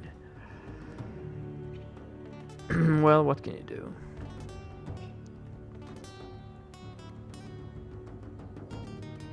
Right, camp. Alright, we preserved 3 meat into rations. Oh, please, let me see that. Gain 3 rations. Your camp defenses hold up. Your patrol discovers a pouch of medicine on a dilapidated corpse. Your hunting party returns in good spirits with the evening's game. So we actually got even more meat there, but we can't use it. We get some experience too.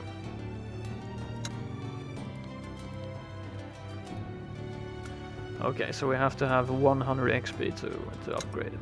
Cool.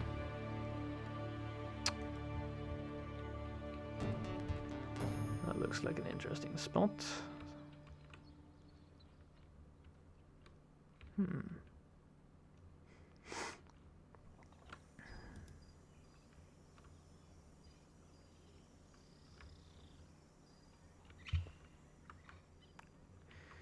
Maybe a good place to find some medicines. If we need them.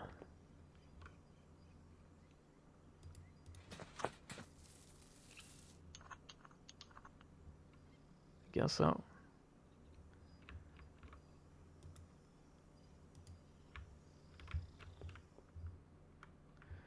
So far, not exactly the... Ooh, that looks interesting.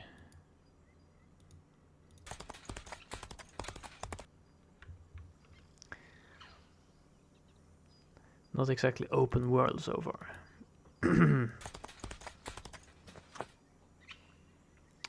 Right, we run out of moves, so we have to camp here. Make camp again.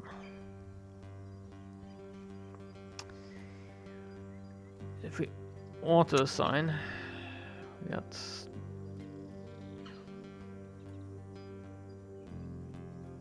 four people hunting.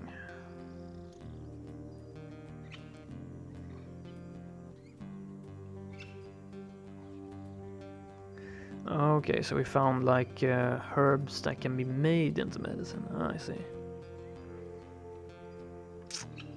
I get it.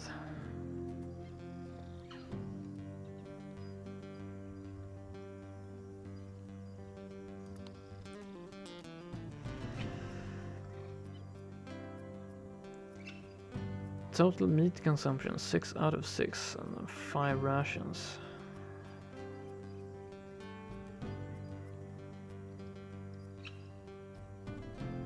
Auto allocate new meat.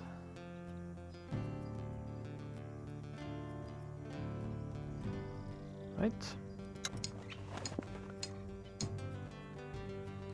Your guards have failed to stop. What? Wait. Read that after. Before going to sleep, you sit in your tent for a while, poring over half-drawn maps and planning the next day's travels. When the lines start to blur on the paper and the humidity begins to weigh down on your mind, you step outside for a spill of fresh air. Almost everyone except for the troops on guard duty have gone to sleep. Only the scholar Carlos Saraga still sits up, warming his hands by the campfire. As Sierra Barrero's rotation ends and she is replaced at her post, she sits down next to the philosopher and starts to remove her armor. Senor, you are a learned man. Carlos chuckles. Thank you.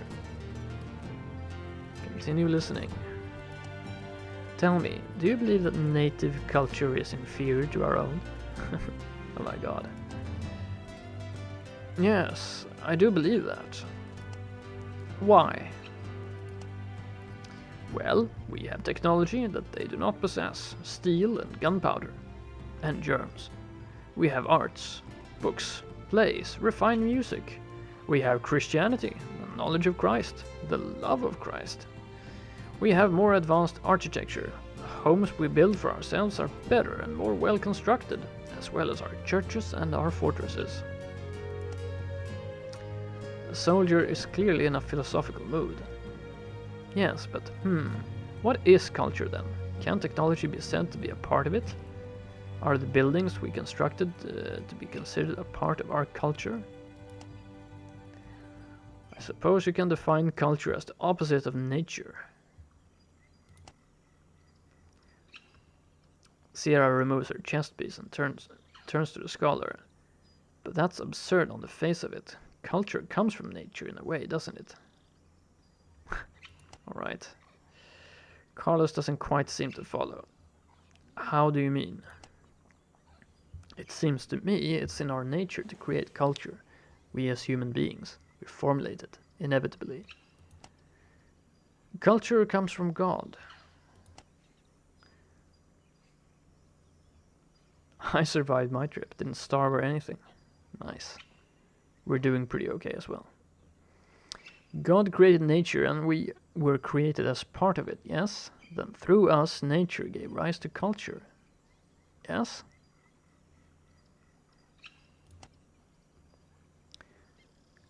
No, not if you read any theology. That would not really be true. Carlos looks a little worried about this, I suppose. Carlos is obviously not a scholar, or he could argue this point. Can it really be said that nature might create something that is outside nature? That nature can give rise to its own opposite? You, girl, are not familiar with the idea of evil. Or the fact that the humans are kind of put in a special place outside nature, according to his theology. Anyway, let's see where the game creators want to take this. Does that even make sense? The scholar is back on board now. Oh yes, in fact I believe it's a common pattern. I hope this is not too abstract, but red and green are opposites, yes? A painter would say so at least. But they are both colors. They are both the same thing, but within that domain they are opposites. Soldier nods, waiting for Carlos to continue. In the same way, to take a less abstract notion, our Savior Jesus Christ is regarded as being the opposite of Satan. Wow, the theology is very high level here. But they both came from God. They are similar. Wow, he would never speak like this. Yet they are opposites. I think for one thing to be another's opposite, the two must also be the same. So therefore Jesus Christ is Satan. Accepting that, and if we accept that nature begat culture, then I see nothing unreasonable in defining them as opposites. They are both concepts, categories. Everything that belongs to one is the opposite of the other. Yeah, I'm gonna leave you to your debate because... Sorry, game creators. You should not get into that, I think.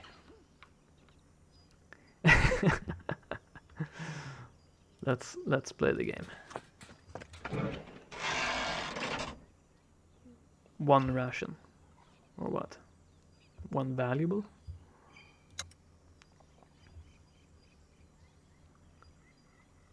By that logic, nature makes monster trucks. Yes, exactly. But by our scholars Carlos Saraga's notion, God makes monster trucks, which makes more sense, I guess. Oh my god. Well, what's this? We have some plants here we can harvest.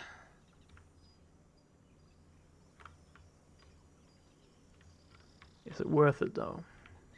Probably not. Want to go back on the road, I think.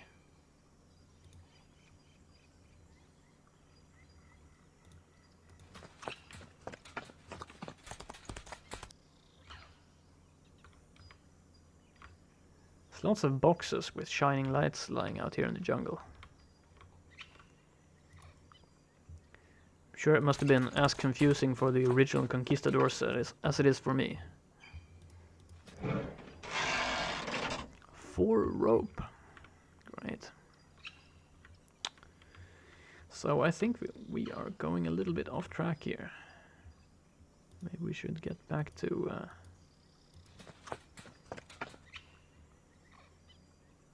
don't like that last time we camped like in the forest, some animals broke into the camp and ate our rations. That's pretty stupid. Right, 3 rations consumed. Holy monster trucks! Catholicism wins.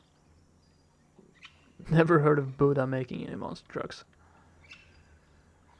I think Buddha would have argued that yeah, you should let go of your monster trucks. I swear I didn't happen to check my YouTube feed and watch a video. Hey, you missed a really awesome attempt at a theological debate by the game creators. I think they probably should have let that one out of the game. But let's see. Auto allocate new meat. Yes, that's good. 3 rations consumed. 61% chance of hunting, 72% chance of guarding. I don't know about this patrolling business actually. Maybe we should stop doing that. You should probably be guarding. Just don't want animals to break into our camp. Doesn't give that much though. Still.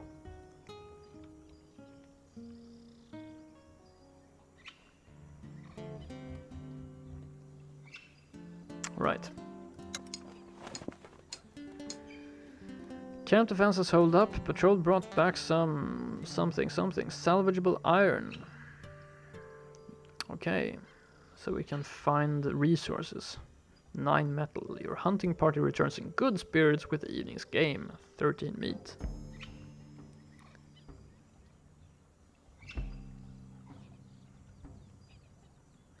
Theological debates always tend to be silly, like Buddha making monster trucks. Well, I don't know. A theological debate that includes both Buddha and monster trucks is, sounds like a pretty awesome debate actually, but... There's a wild boar we can kill for XP. That's how we level up.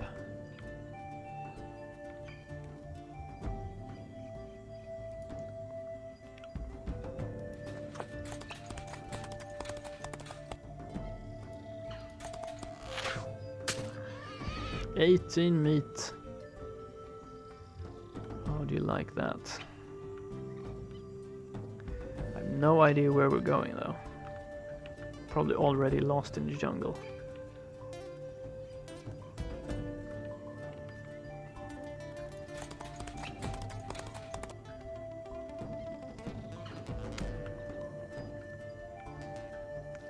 Just following this track and in the hopes that it leads us to somewhere where we want to go.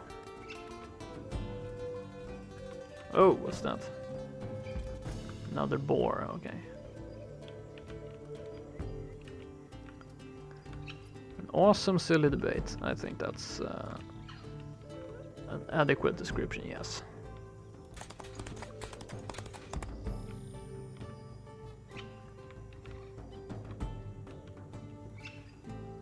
No, I'm actually very interested in... I like the kind of philosophical and theological debates, that type. And I think it's actually pretty important to understand a bit of it if you're interested in, for example, in reading about history, European history. I mean, the conquistadors and many of these people who went out into the world, what kind of thinking, to understand their thinking, you kind of have to understand a little bit about the religious side of it to understand some of their decisions. Not saying you have to agree with it, but it's good to know what their point of view was. Alright, I don't think we're gonna hunt today. I think we're gonna preserve meat.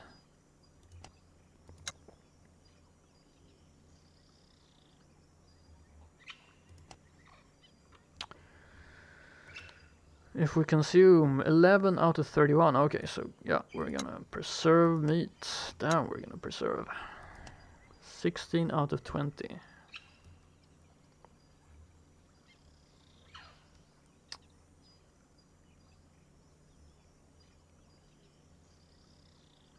No such thing as lost, we're just taking the scenic route, yes. That's the attitude.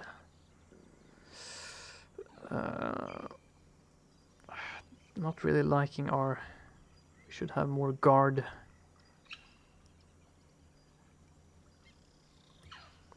Not justification, but the actual process of thinking, their logical process to reach certain decisions. I think justification is another thing. I think that's wasn't really the issue back then. It was more like the reason for doing things. Justification is kind of if you try to be an apologist today and say that well, you know, it was kind of a good thing, you know. That would be a justification. Right, okay. Guarding is difficult. We're gonna do like this, I think. Preserve 16 out of 20 meat. In that case, we can give double rations, can't we? We know who needs double rations. Soldiers need double rations.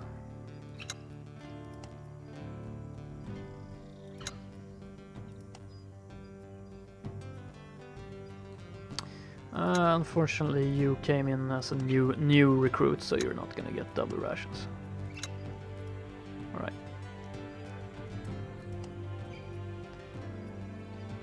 Go.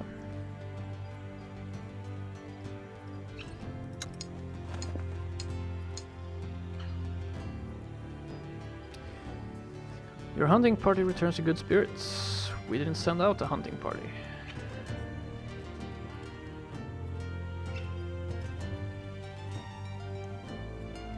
Okay, your expedition consumes 15 meat. Preserved 16 meat in the rations. Cool.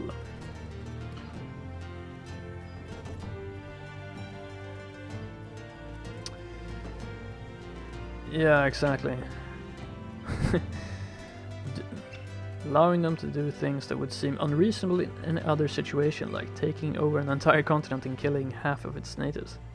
Yeah, if half was the accurate number, that would have been, I think, more like...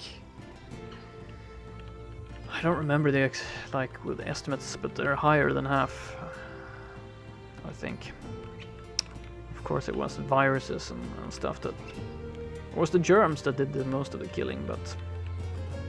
Still, really, really cataclysmic event.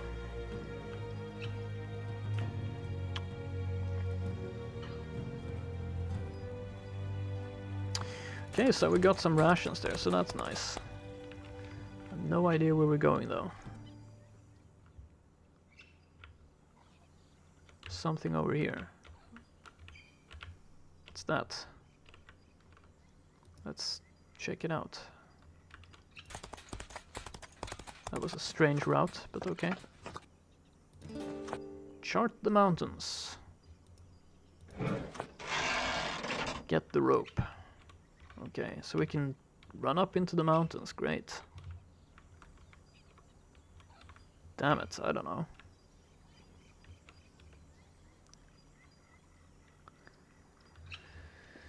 I hope one's party does not get much bigger, otherwise feeding each individual could get very tedious. Yeah, you have an auto button for that, but I just wanted to avoid getting the meat, like wasting that extra meat we had. So that's why I did, as I did. So we can go into the mountains, but I think what we want to do is go to that other city, I think. I thought we would find that temple, but it wasn't very easy to find apparently. Oh, here's something.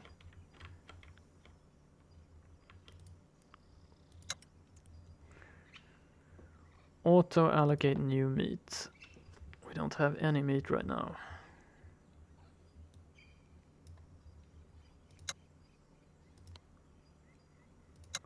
Auto assign. Hunting, hunting, hunting. Patrolling, patrolling, patrolling. Guarding, guarding, guarding. They're really favoring patrolling over guarding. I don't like that. I want to protect my camp more than I want to patrol.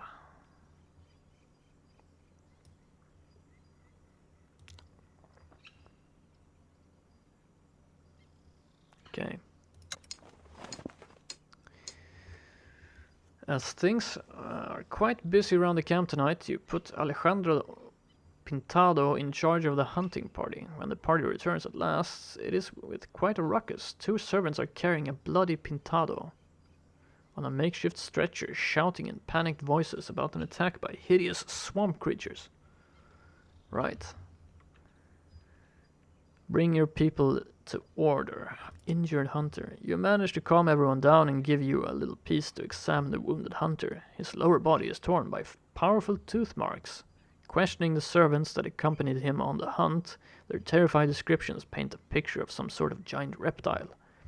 You remember hearing tales of such a creature back in Santo Domingo, that the earlier explorers had named simply El Lagarto, the lizard. Despite the terrifying stories, Pintado doesn't seem to be beyond repair, but will take a few days to heal from his injuries.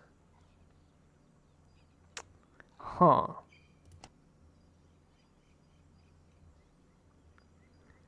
Alejandro Pintado's condition has deteriorated due to lack of treatment. What? I haven't done anything. Critical lacerations. Whoa, shit. From an event? Oh my god. Right.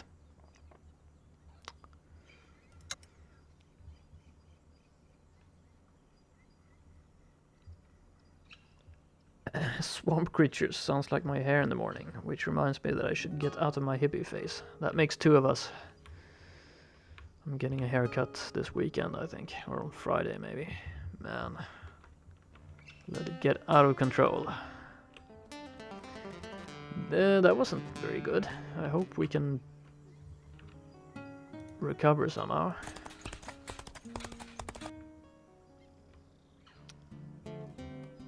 Maybe this friendly cabin. Okay, mines, great.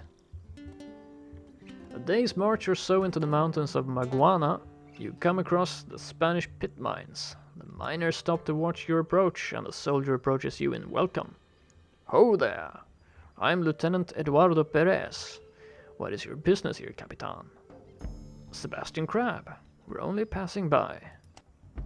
Ah, well, I would offer you and your contingent a place to rest for the night, but our accommodations are barely adequate. We will not trouble you for long. May I inquire as to the nature of your work here? Yes.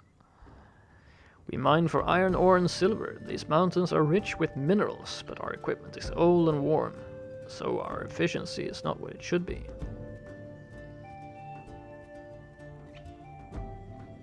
Is it the dangerous work? The work itself poses no great danger. The problem is the rebels. We've lost 2 other mines already to that brute Esteban Gallego and his roving band of traitors and savages. Huh.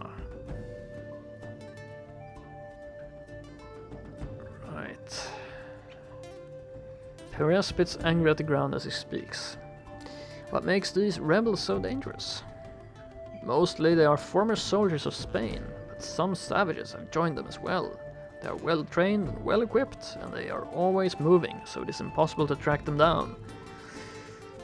They strike at unexpected times in unexpected ways. But so far you've managed to keep your mind safe at least. They have not attacked here yet. I believe it's only a matter of time.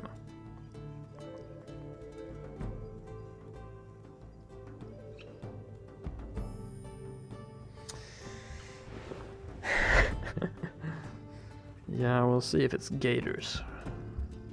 Or if the game surprises us. It's like some kind of dragon breathes fire on our soldiers. Who do you report to? I report to Capitan Juan Noriega of Santo Domingo, and the Capitan reports to Governor Manzanedo. But who owns the mine? A group of merchants own and oversee it. My men and I have been stationed here by the governor to provide security, and it is my understanding that our service is more than adequately paid for by the taxes on the mine.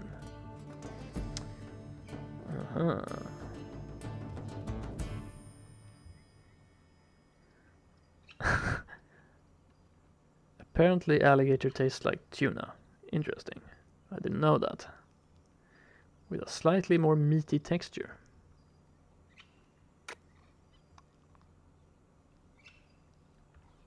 I don't know if that sounds delicious or horrible.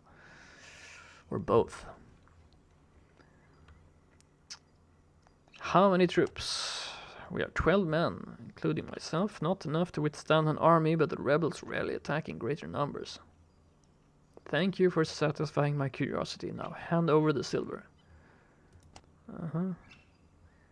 Wish you safe travels. Okay, maybe end of the well-traveled roads. I thought for sure we would have come to that city by following this path here, but no. Hell no. Guess we're gonna... Six timber. Is this a road or is it what? I have no idea.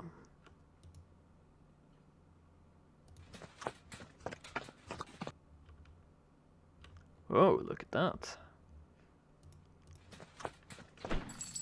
Oh, treasure. 248 valuables. Our first treasure. Great. It's just lying around here in the mountains. We haven't seen an Indian yet.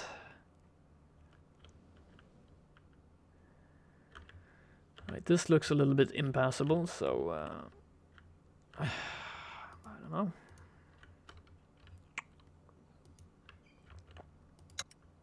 Oop. Man.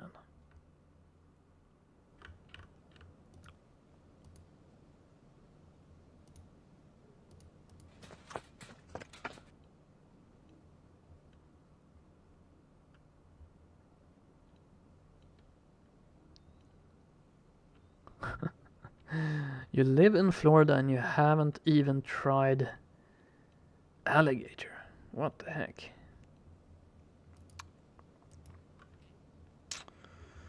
Alright, let's try some try some alligators here.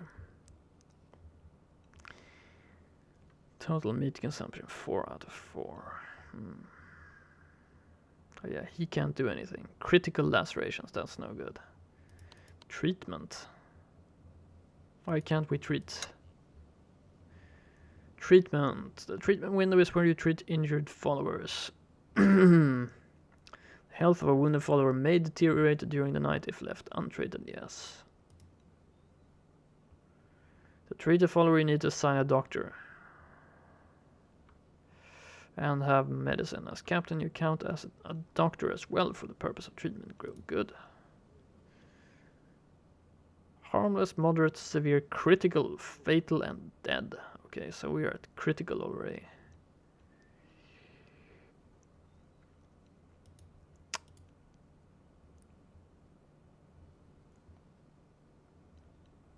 9 medicine to treat.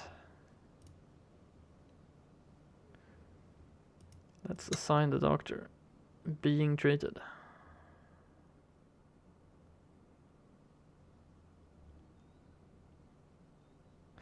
So I could treat the injuries myself. But I can't hunt or do anything else. So in that case...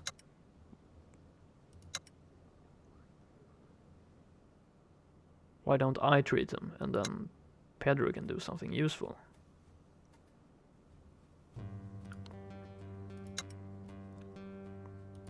What?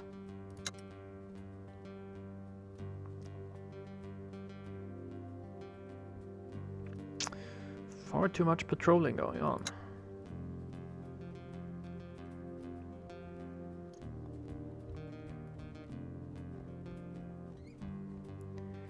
Alright, I think that's okay.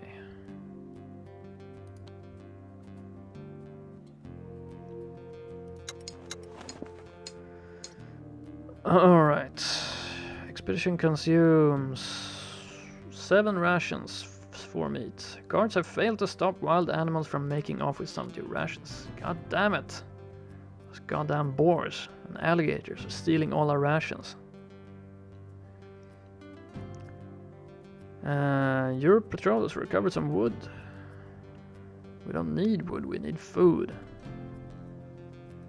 Your hunting party returns disappointed with a meager catch. At least we improved his condition there. Lost 9 medicine.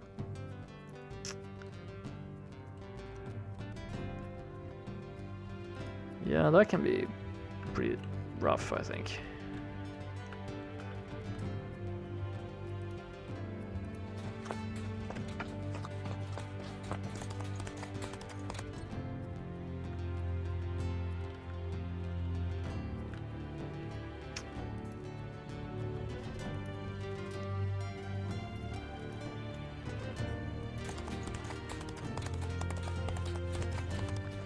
Useless guards, yes, I agree. What the hell are they doing?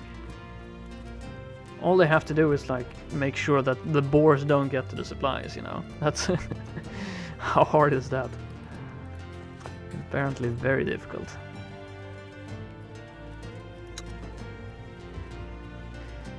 Severe lacerations, okay.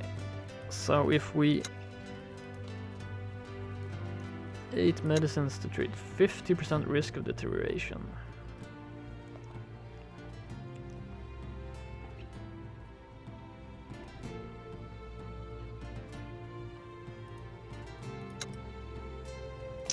Eight medicines, you know, what the hell. So these patrols are pretty useless, so we're gonna start putting you on guard duty or something instead. You're definitely gonna be on guard duty. Can't afford more lost.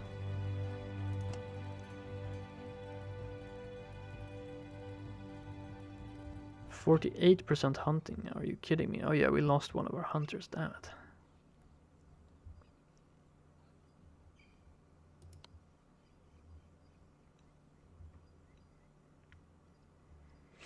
So far I'm losing more.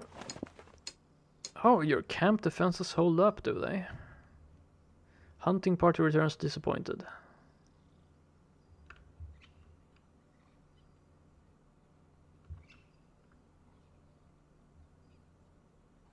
I think maybe some guarding upgrades are on the cards. Yes.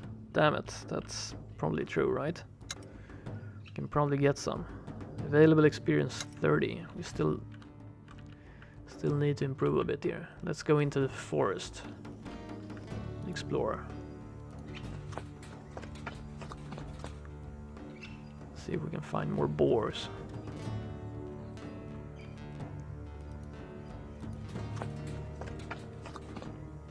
Ooh, that's interesting. It's the Fountain of Youth. Finally found it. After 7 days of searching. Okay. Some herbs for medicine, that's good. That looks like treasure over there, nice. Let's get that treasure. Guarding 83%, patrolling 36, hunting 48. We need to start making medicine soon.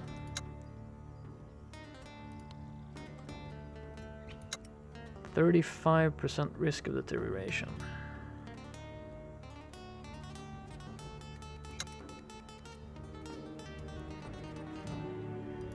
Costs a lot of medicines. I wonder what happens if does he heal on his own? Does he have a chance to heal on his own?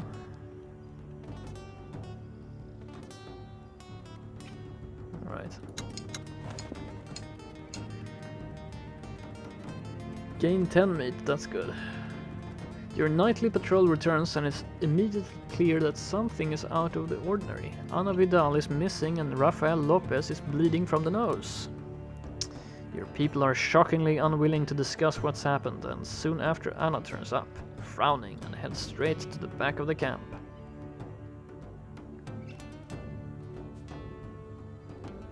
Demand that Rafael explain his injury.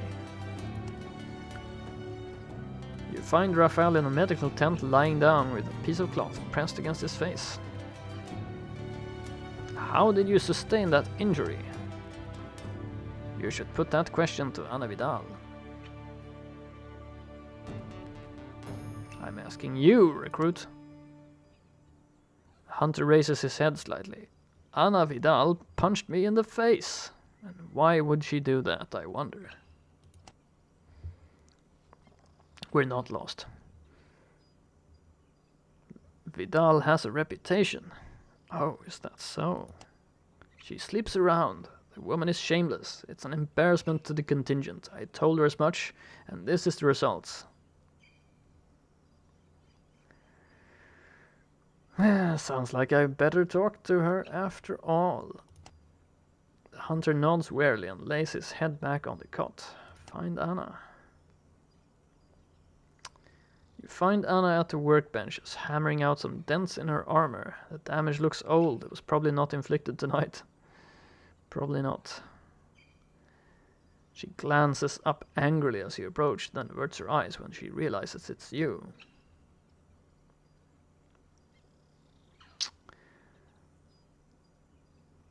Lopez has accused you of hitting him. Yeah, she looks a bit of a fire starter. She turns around to face you and straightens up. Capitan, Lopez was of the opinion that I am too friendly with my fellow soldiers.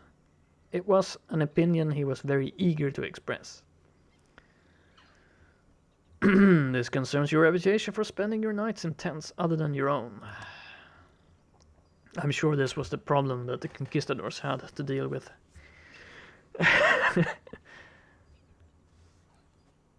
She frowns even deeper, but no hint of insubordination enters her voice. I know my reputation.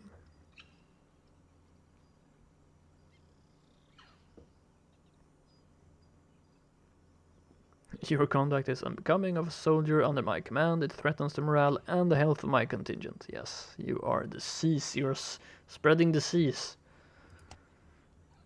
She looks straight ahead, but she does not answer. You will end any unprofessional relationships with your other troops, and you will never attack a fellow soldier again. Do I make myself clear?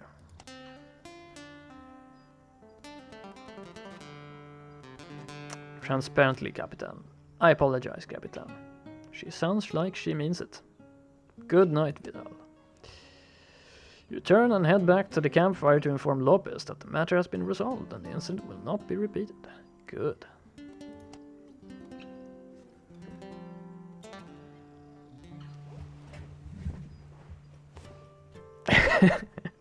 If you're gonna call a girl a slag, then expect a slap. Yes, but hey, they're here to you're here to exterminate native population. You're not here to sleep around. Come on, let's get our priorities straight here.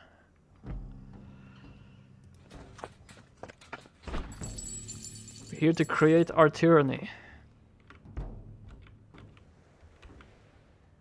Damn it.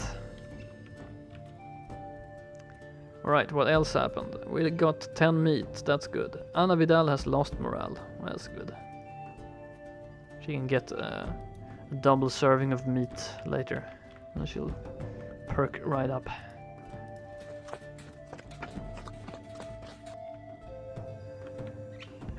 We're not lost, but we're kind of backtracking now.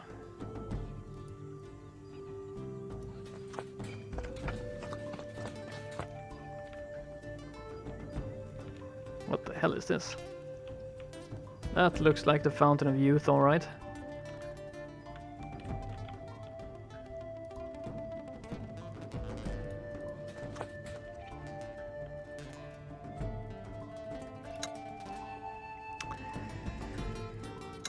How is your wound going? 20% risk of deterioration. Man, you cost a lot of medicine. Harmless lacerations. If they're harmless, then we're not gonna give you medicine. Oh, so you caught that one, I see. You're gonna make more medicine. You still can't do anything? What the hell? Are you shitting me? Alright, then we're gonna treat you then.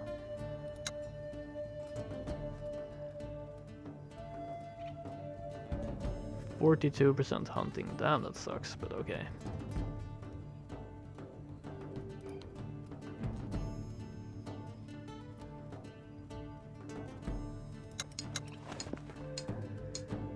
Okay, 1 ration, 10 meats. Your people process 6 herbs into medicines. No boars. Managed to violate your camp. Your patrol has brought back some salvageable iron. Your hunting party returns in good spirits. 9 meat.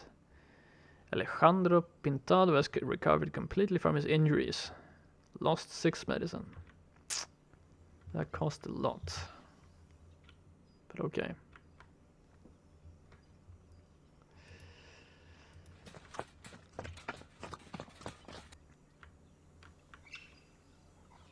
Alright. Let's check this out.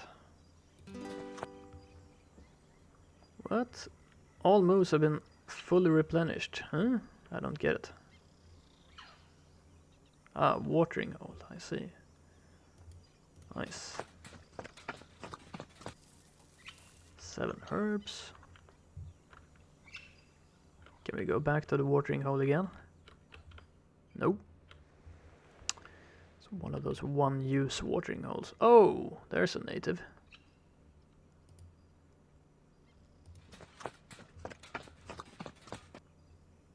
He disappeared. No, he's still there.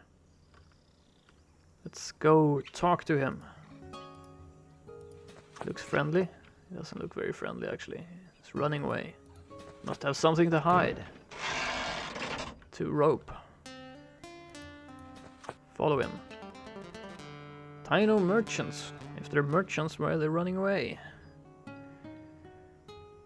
Your expedition has been tracking a group of natives through the mountains for a while. When your advance group finally reports that a Taino party is in sight, it appears to be a group of merchant farmers from the western part of the islands, traveling northeast with a few carts and a small warrior escort. Yeah, let's catch up to them. Oh, as the merchants spot you, it's pretty clear that they fear you too much to listen to anything you might have to say. They immediately form a defensive formation around their protectees and prepare to face you in battle. Their carts are loaded with jars and pots full of food, medicine, oil, and valuable trinkets. Looks like you'll have time to set up a few traps while the Taino are awaiting your first move.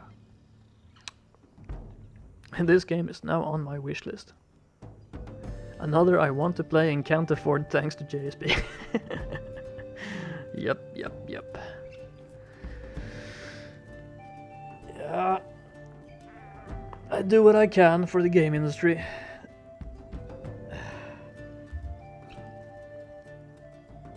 Sometimes I wish they'd pay me, but hey.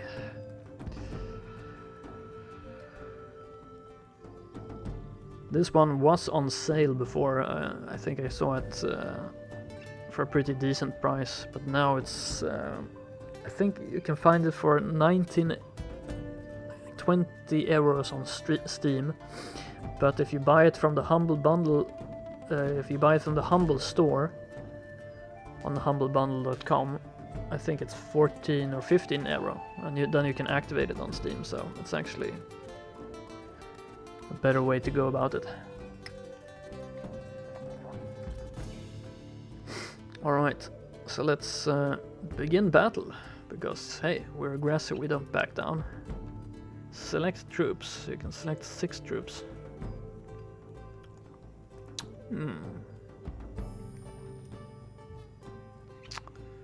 Right, 5 equipment, 5 equipment, 5. So we're gonna select all these 4 soldiers for sure.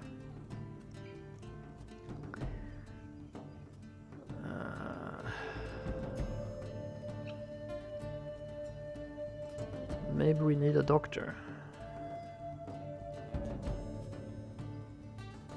Or maybe that's really stupid.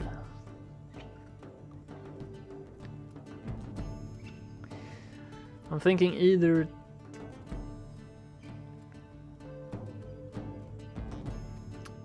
either 2 hunters or a hunter and a doctor. I don't know what scouts do actually, except move quick.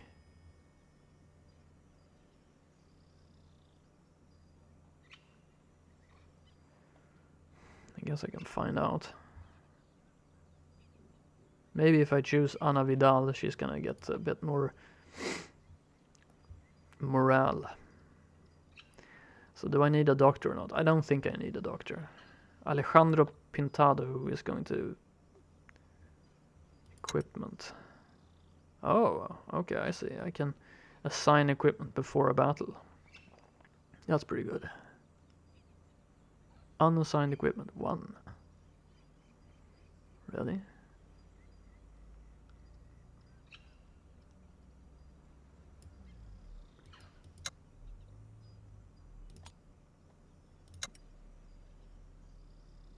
Alright. Yep, Ana Vidal is gonna give them the plague. Preparation phase.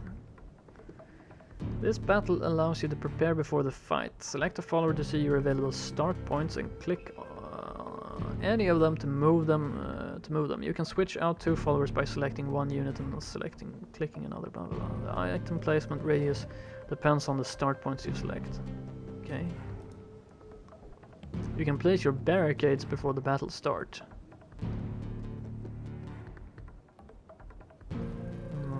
Barricades.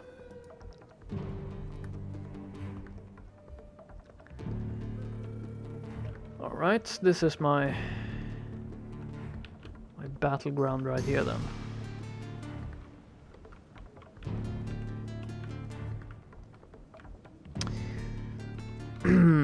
Maybe I should have taken more ranged fighters then.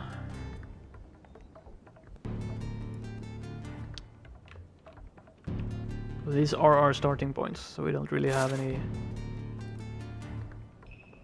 choice here.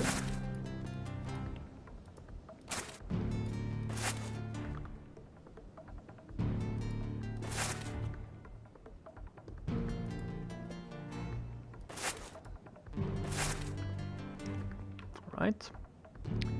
We can't place anything, as far as I can see. We don't have any barricades. Damn it. You told me there would be barricades. All these games are lying to me.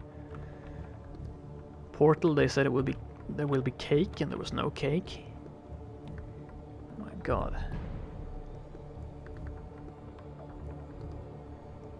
Doesn't seem to have fog of war, no, and it doesn't seem to have barricades. What's this? Oh. Preparation phase.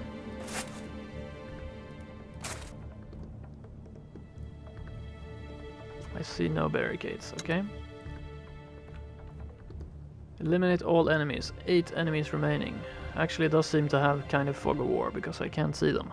I have no idea. Oh, there they are. Look, they're shaking already. Man-at-arms trapper. Civilian. Warrior, warrior, warrior. Recruit civilian. Okay.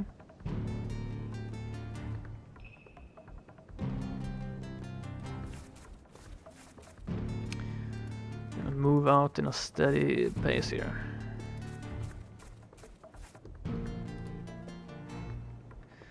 Scout can move very quickly and far, but he can't engage in ranged combat, so...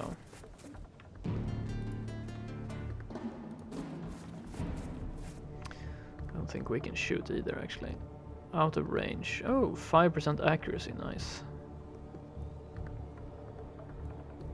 Well, I guess we're gonna try that.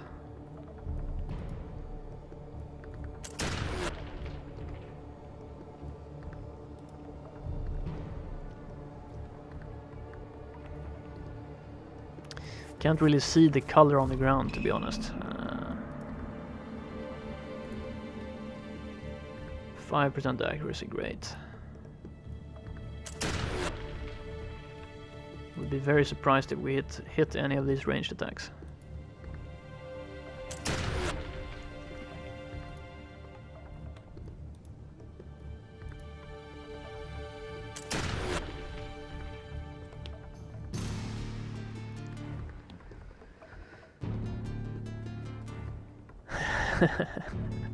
Sleeping is for nerds and my bed is a traitor, yeah. I know how you feel. I stopped sleeping a long time ago. Oh shit, they run far.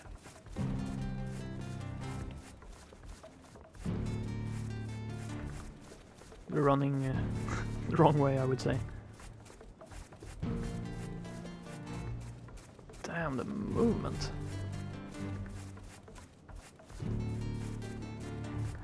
Oh, Jordan's been around, Snorfer. Jordan's been around. It's nice to see him back, though.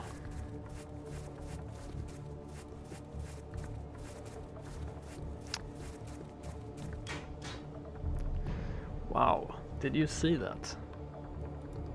Movement. Okay, full cover, of course you have full cover.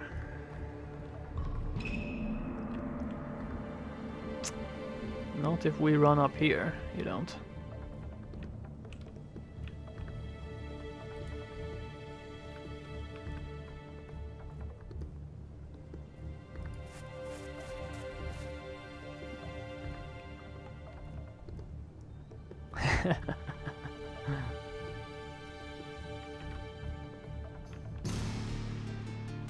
Let's see here. 25% chance to hit. That's pretty decent, I guess. They're gonna close into like close quarter combat in the next round, I think.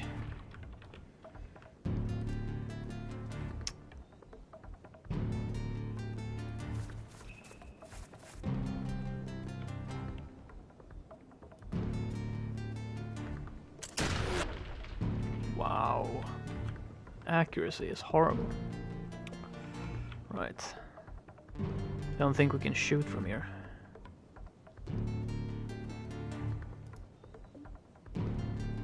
Oh, nice. Attack action cooldown 2 turns. Can stun him when he comes close. Maybe I should use the fence, actually.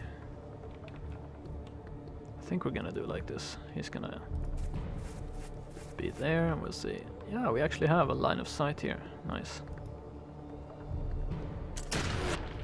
Wow. What about the slag? Where can we put her?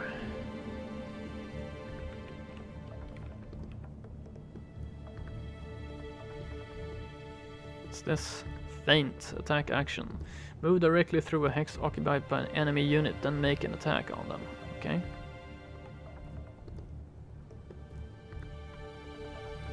I thought you could move beyond the light green, but just not attack if you did. Oh yeah, you're probably right.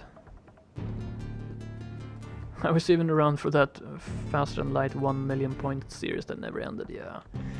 Well, I just realized I would play like 500 hours of FTL and... having a list of 100 games that I haven't played kind of got me off that idea. Yeah, that's probably what they're doing. They're moving their full allotment. That makes sense. Well, we're gonna let them move up. Get really close. Doesn't bother me. I'm just gonna see to it that my hunter doesn't get surrounded. Let's see what they do. Are we stupidly running all the way into close quarter combat? Giving me the first turn. Nice.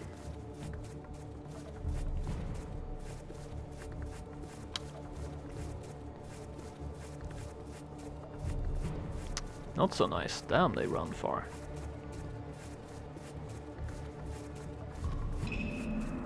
Yeah, it would be a nice ability to set up those flank attacks, yes. Shit, they're crowding us.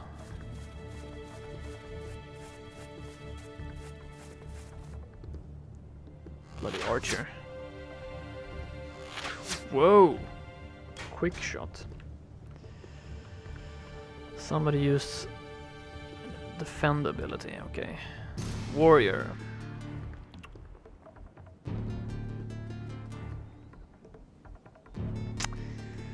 I think we're gonna have to ignore that missile troops and then just crowd these guys and smack them. Can only move 4 squares.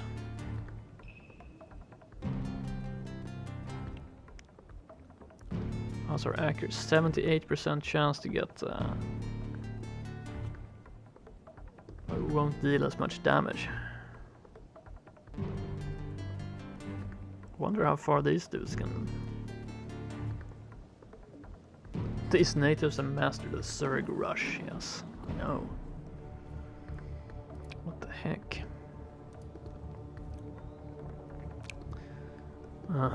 13 to 16 attack. Why? I thought 32 to 39 sounds a lot better.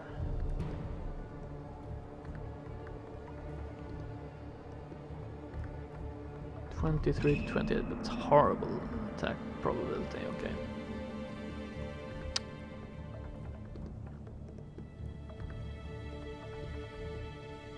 If I move through there, I think he can hit me. So I have to move there.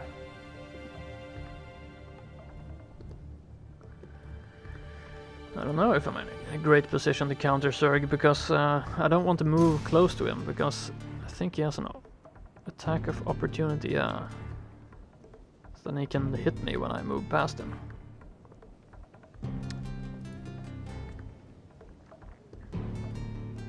Ugh. Move there and then move there. Should do it.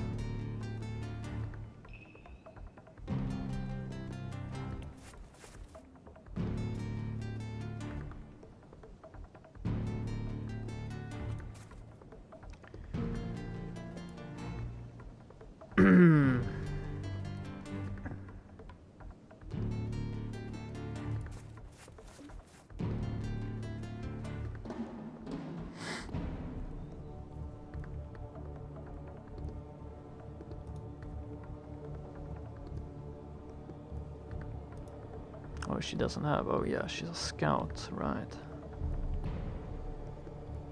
I guess I could counter Zerg. Like that. If he moves there, then she can move around.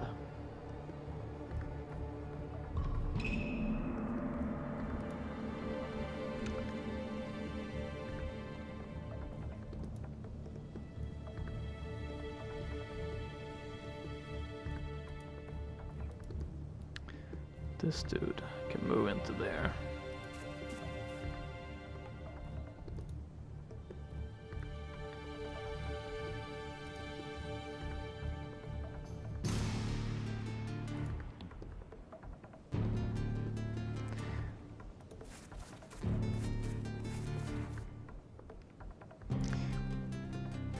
Flanking strike, nice. There we go. That's what I want.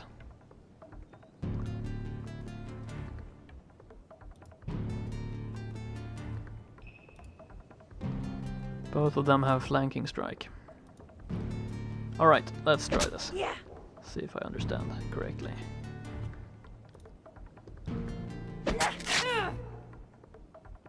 Don't tell me you still have hit points. Come on. Damn it.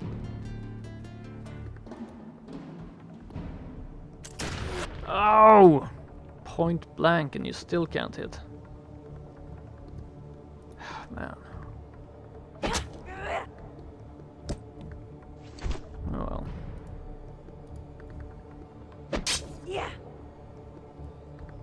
Yeah.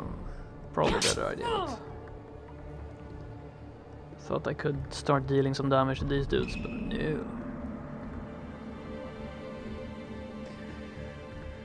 That bow guy is going to be very dead when these warriors are done. Alright, I think we're done.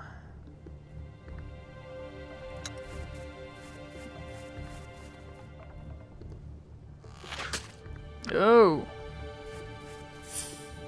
Sneak? Oh. I see, you can sneak around without me getting an opportunity. Stop it.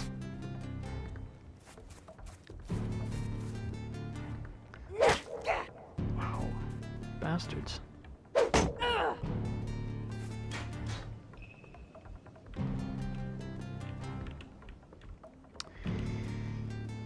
Okay. It's gonna be a little bit tricky.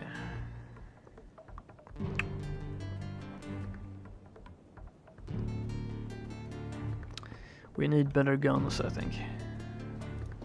Some real Spanish steel. 37 endurance. We can't take him out with one blow. How about this dude?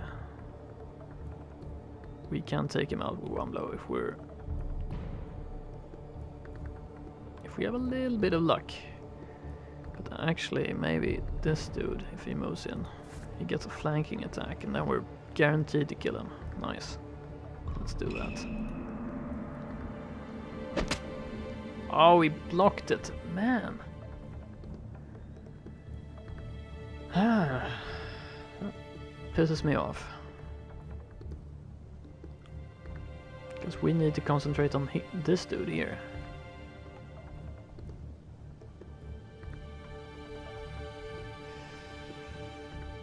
Actually, we could run up and stun him, I guess.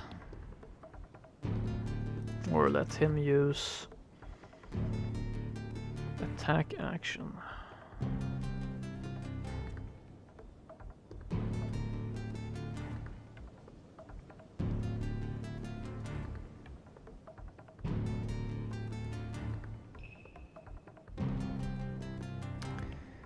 No! Oh, yeah, it moves out of combat range. Alright. That was what I wanted to avoid, but yeah, that doesn't work. Now if I move here, I get another... He gets another free strike here. Man, that's irritating. You should be dead, you know. 21 points.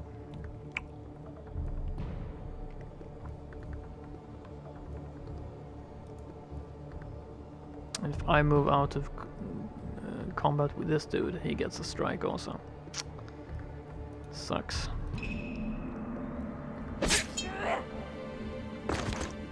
It sucks. But what can you do?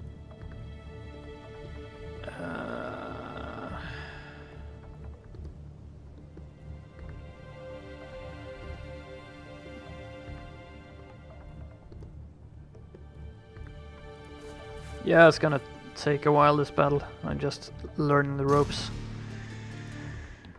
So, yeah, have a good night's sleep. I think you need it. Could run up. Stab him. That sucks.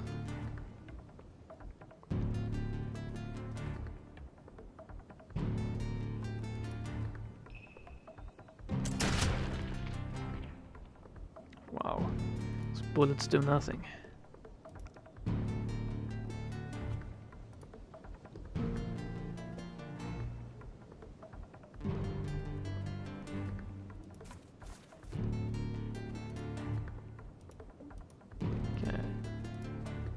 can't attack for some reason.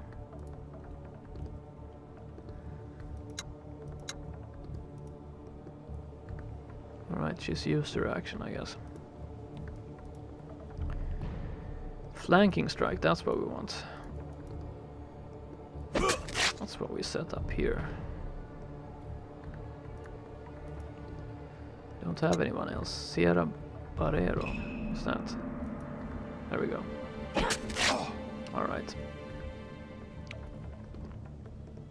Yeah, see you later, Jordan.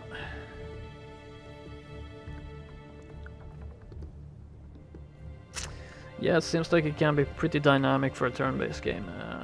Just that you have to figure out the mechanics. I really don't understand the mechanics yet. Spot traps, interrupt.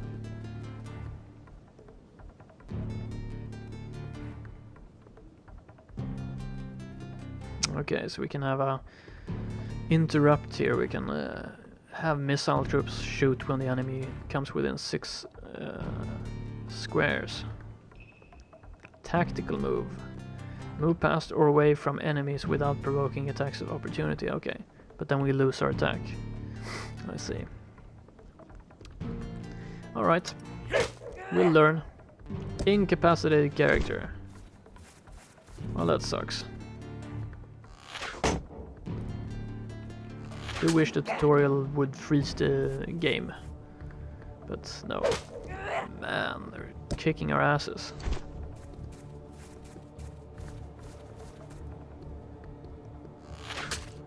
Poisoned! Oh my god. Yeah. Well, this is going great. Okay, so we need to take this dude out. One flanking strike should do it. Yeah, unless he blocks, of course, which he's probably gonna do.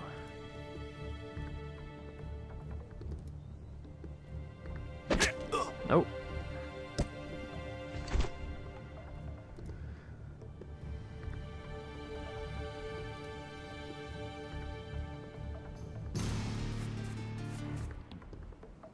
%38 chance to hit, what the hell? Serious.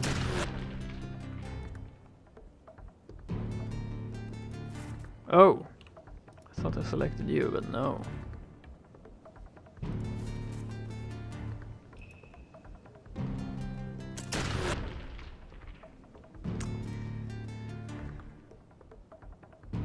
I think a dock is a must for battle parties. Yeah.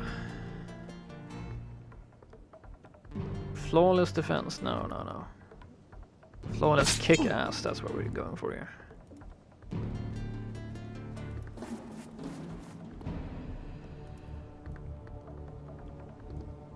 I want to move him up there. 5 enemies remaining. Well, the civilians aren't really doing anything, but really taking out my soldiers one by one here. Yeah.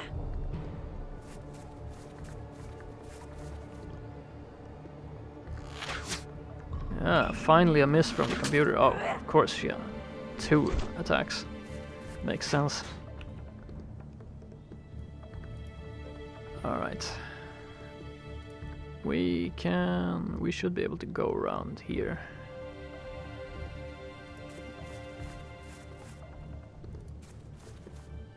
Still can't get a flanking attack because this asshole is standing on the wrong square.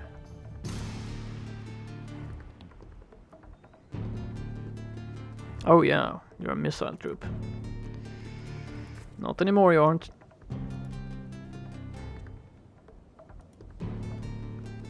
Yeah, block this. 14 endurance. Let's see if we can finish you off. Yeah, of course you block it.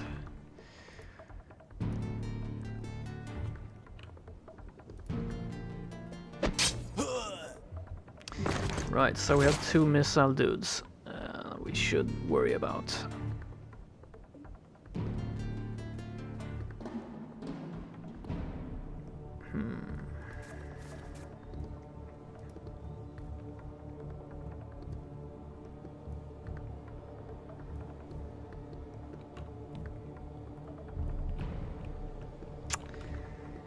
can we do?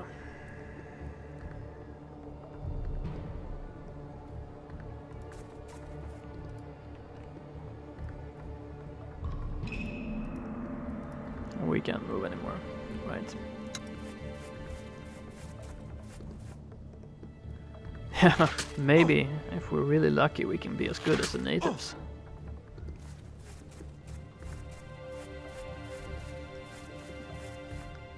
You little bastard. Poisoned, yeah, of course. What we really want to do is just run up to this dude and smash him in the face.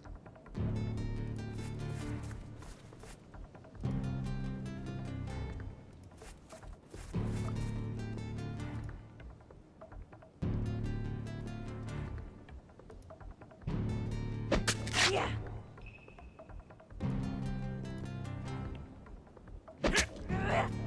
Nice. And stab with the dagger or shoot with the musket, I don't know. Full cover. 6 spaces, well. Right. Shoot you with the musket. Oh! 80% chance to hit. I mean, are you kidding me?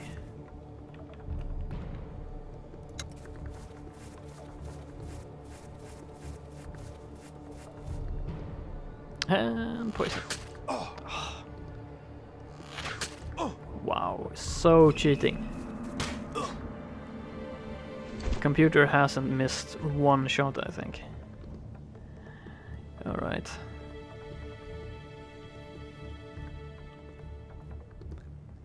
So if I run into close quarter combat with this dude, what happens then?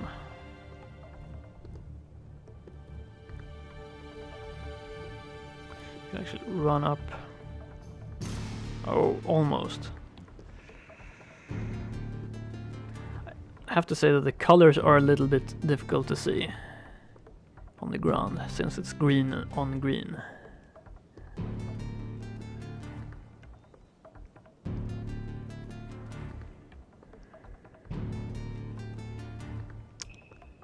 Tactical move. Still can't move there. Okay, I can actually move shorter distance in tactical move, great.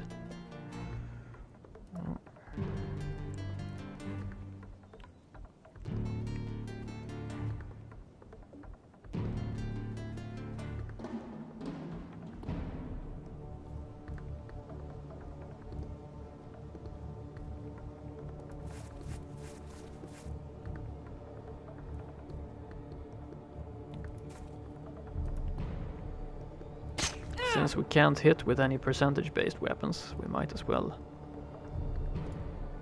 Can we?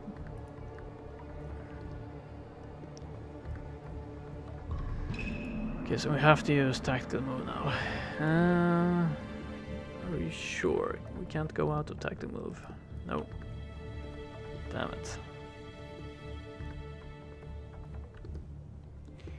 Oh, we're gonna have to go this way. Oh, damn it. Well, that's a lot better than getting shot with poison arrows, I guess.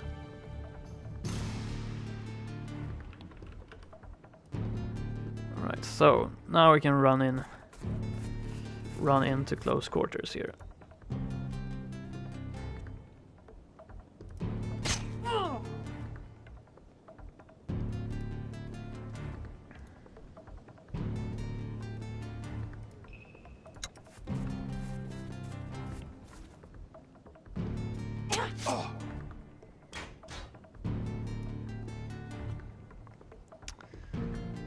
Yeah, so it's just stabbing this archer to death, I guess.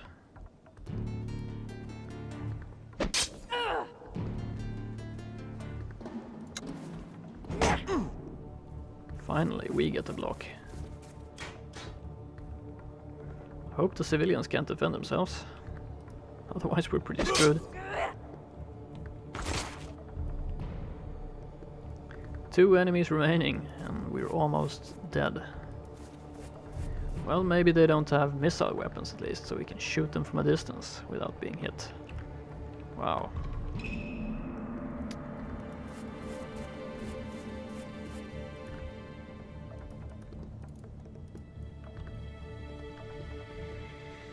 I sure hope the bounty we will find was worth this.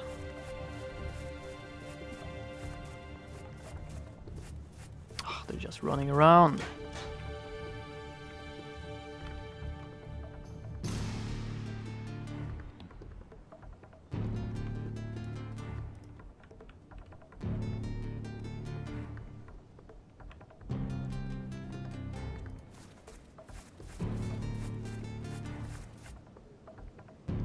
%31% chance to hit. Oh yeah, we moved our full allotment. Can you? Yeah, you can move up there. Nice.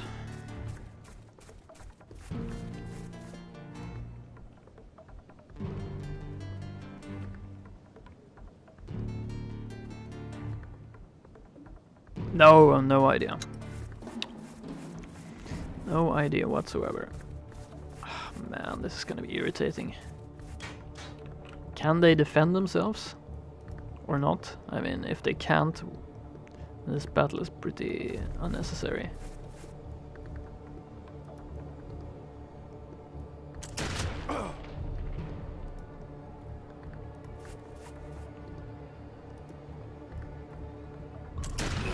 Wow, a miss. I'm so surprised. Oh, God damn it.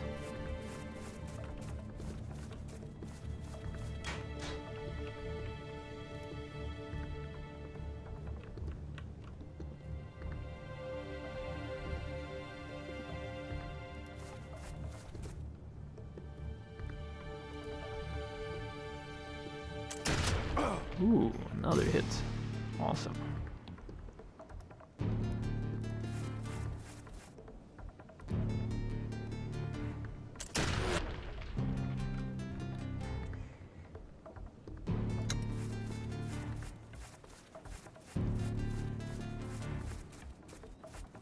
Two enemies remaining. I see. Oh, he ran all that way, really.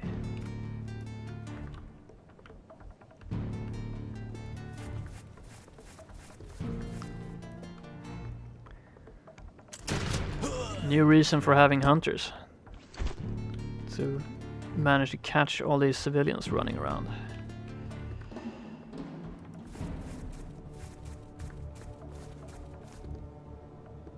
Yeah.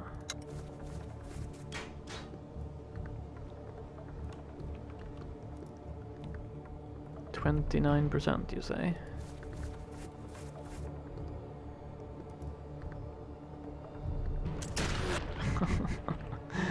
My soldiers haven't hit the ranged attacks once, I think. Ow! Net trap. What a bastard. At least it wasn't a poisonous net trap. 36%, go on. Ooh, finally.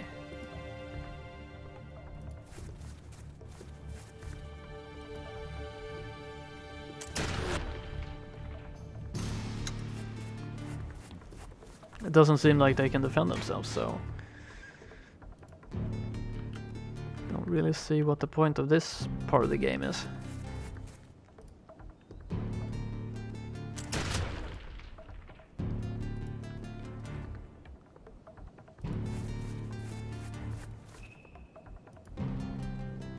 Got 75%, nice. Finally. Yeah! Okay, we lost some equipment there. Victory screen shows the status of your followers. Injuries. An injured follower may also lose 1 point of equipment.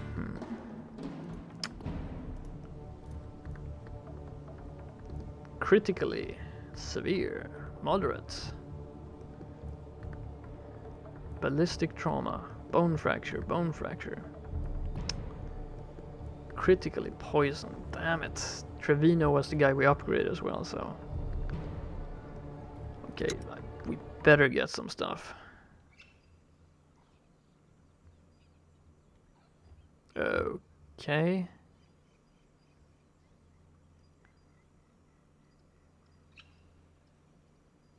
What? What? We're back here? Leave them alone. Catch up to them. Oh my god, we just had a battle with them. Come on. What the hell? I got nothing for that? Okay.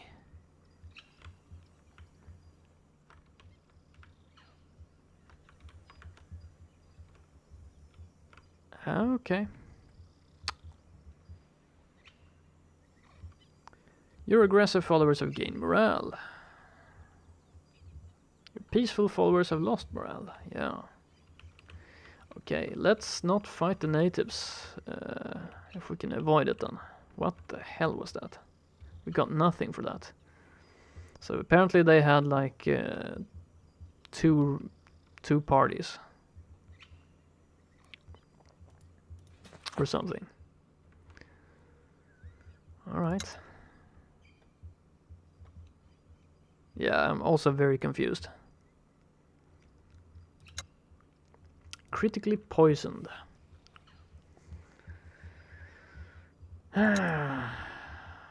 Being treated. We only have 20 medicine available.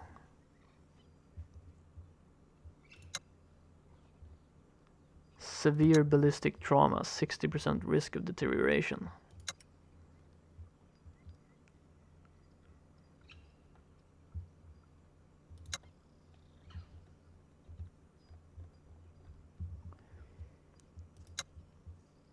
Yeah, this is not gonna go very well.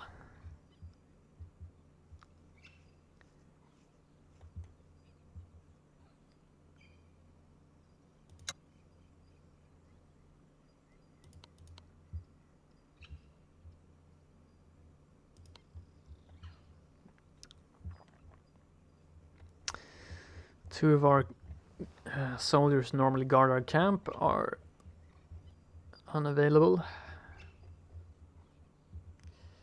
Man. Oh yeah.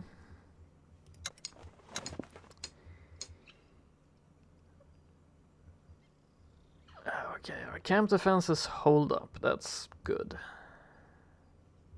Only gained 2 meat. Bernardo Trevino's condition has improved. Rita Martinez's condition has improved.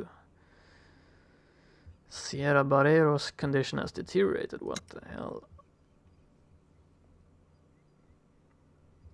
Severely poisoned. Moderate fracture, moderate trauma, severe fracture. You know, there's not a lot I can do. Maybe we need to be elsewhere, yeah, maybe. Oh, I can zoom in, but I can't zoom out. Probably shouldn't have gone hunting the natives. I am playing on difficult, by the way, but that shouldn't mean that we don't get a reward when we win the battle, I think, but okay.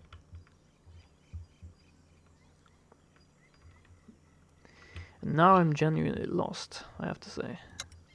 Stored items. 3 medicine, great. Did we get experience at least? Oh. 30 experience, what the hell? Total experience 130. So we didn't even get experience for that battle. I'm very confused now.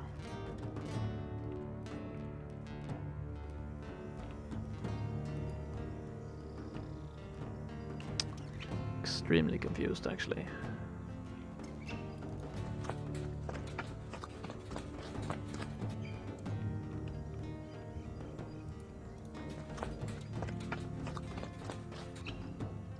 I think so. Southwest. I saw some gold up here. I think we're in for the gold, right? Okay.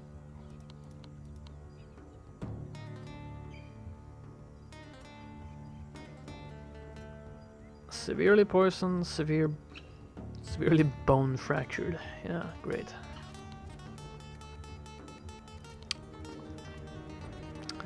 We don't have any medicine, so we're gonna have to make some medicine.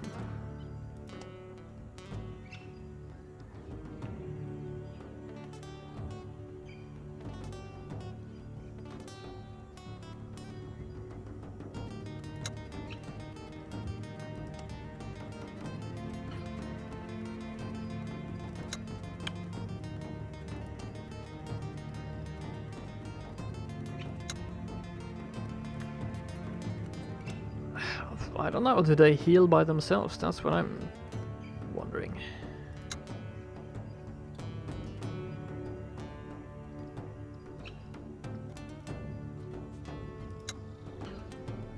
Or are they completely out of the party?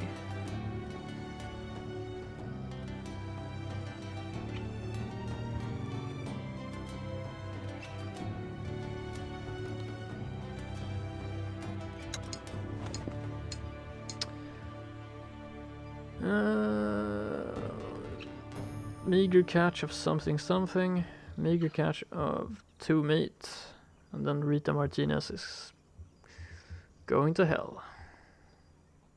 Right? Cool.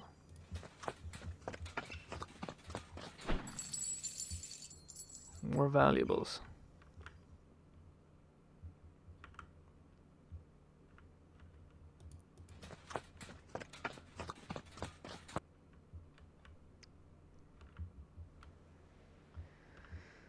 Southwest would be in the location of the... I don't know. Gonna head around this way.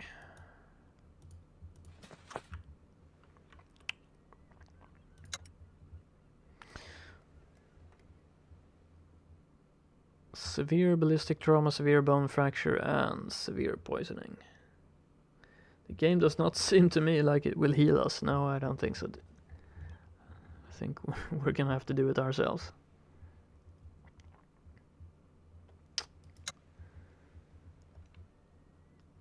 So we absolutely don't want to lose Bernard. I'm gonna heal him myself. And that's the only one we can afford to heal.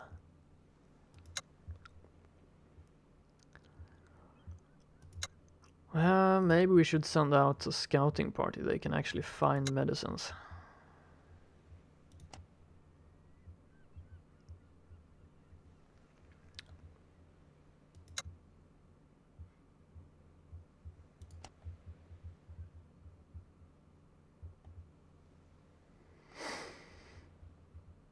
Unfortunately, we don't have anyone to spare to send out scouting, so yeah.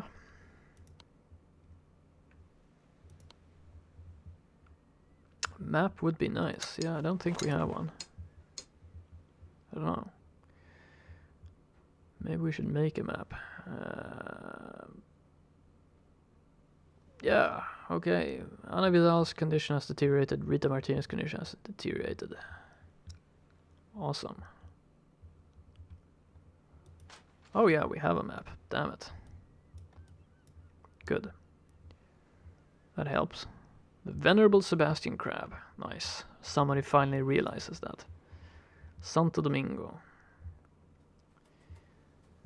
So I've been going northwest. I should have been going northeast.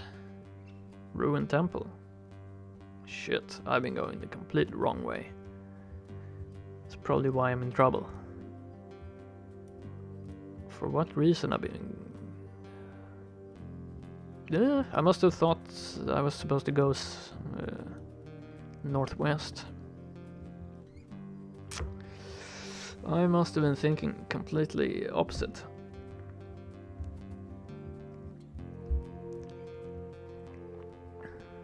Maguana Mines. Yeah, map will actually help quite a lot.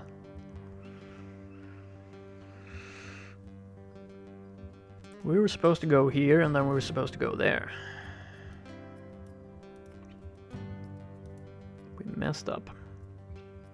Okay, how do we switch out? Okay, M.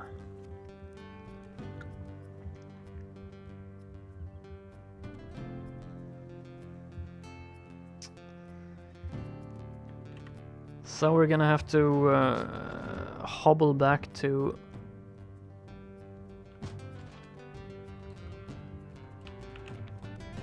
camp, I guess.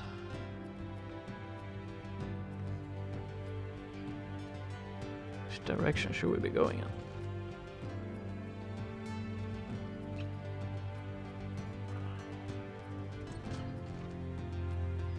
Kind of like this, if we can.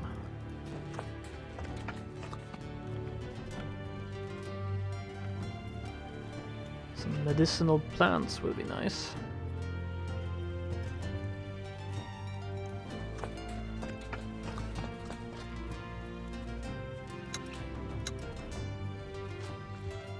Huh?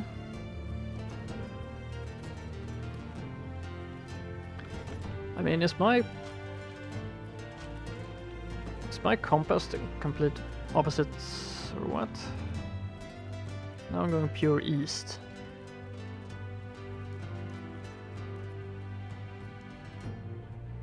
West. What the hell? Can't go east, I think. Impassable.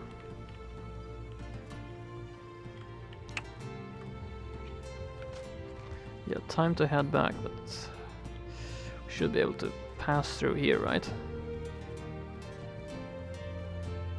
I thought the arrow pointed to the north, but I think it points to the direction our camera is facing. Yeah, you know what? Yeah, well, this is north, right? So if we face our camera north... Oh, okay, yeah, that's probably what confused me. Yeah, you're right. So we should have been going like this all the time. This direction. Now we should be going in this direction. That's what's confusing. Okay. Well, I think we're gonna have to go a bit south in order to find this pass here.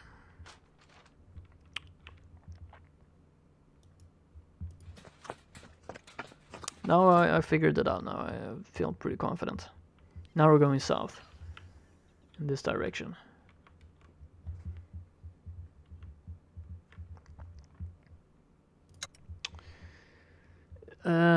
We are in a very bad state.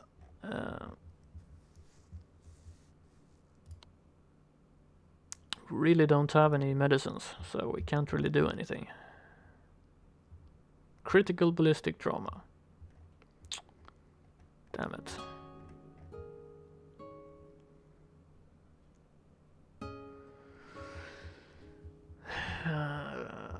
We don't want to starve either, so we really have to hunt.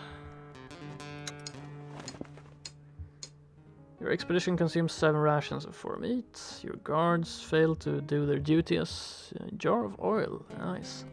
Your hunting party returns in good spirits. Okay. Everybody's dying, basically.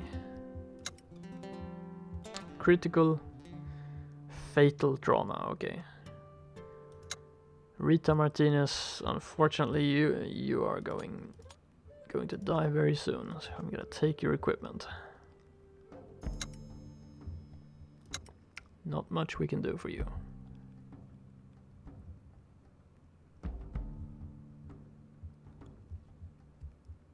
As long as you know what's going on, it's good enough for me. Yeah, I think I know. I also think I know that we're pretty screwed if we can't find a pass through these mountains very quickly.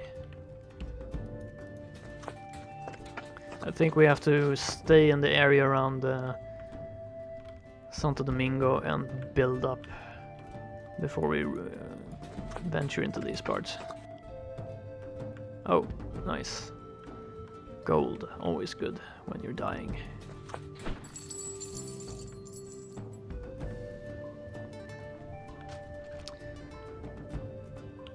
Alright. I thought we could pass through here, but doesn't look like it. Or maybe. Yeah, actually, yes.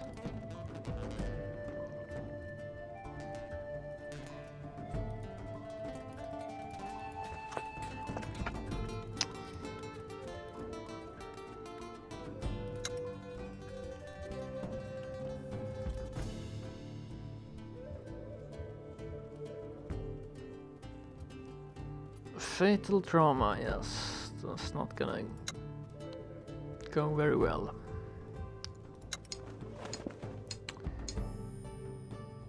Alright. Lost one medicine. Because we can't apparently guard our shit. Rita Martinez has perished. Alright, all expedition members lost morale. And everyone else is also dying.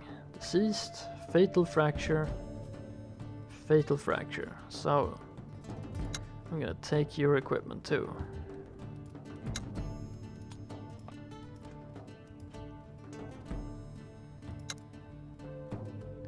Well, at least she's deceased and enthusiastic. That's good. Alright. Are you kidding me? I can only go there? And I can't continue? What the hell? I think maybe we can pass through here. Nice. The path you and your company must take today is a particularly rough and trying route through dense vegetation and across uneven terrain. You haven't noticed that Daniela Hernandez has been looking particularly fatigued until the scout suddenly collapses with a pain moan.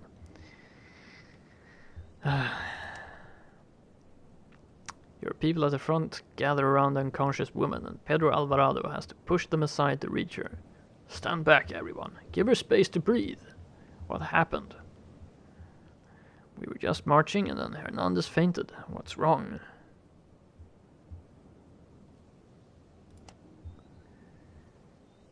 The doctor carefully examines Daniela, then stands up with a concerned look on his face. Daniela has a very strong fever, but I'm not seeing any other symptoms yet. It's some sort of disease. I can't tell which. Could just be a cold, but either way it seems she will be out of commission for a while. Great! Have the servants clear a place for Daniela on the carts, if you will. Ah, my god. Another one. Moderately injured, moderately deceased. Wow.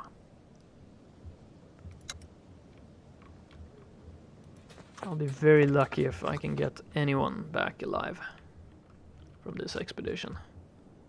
Look how far we traveled. I was not that smart. Oh, come on.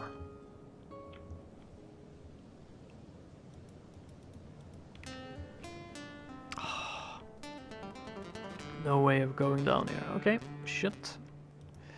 I'm just gonna starve to death in the forest then.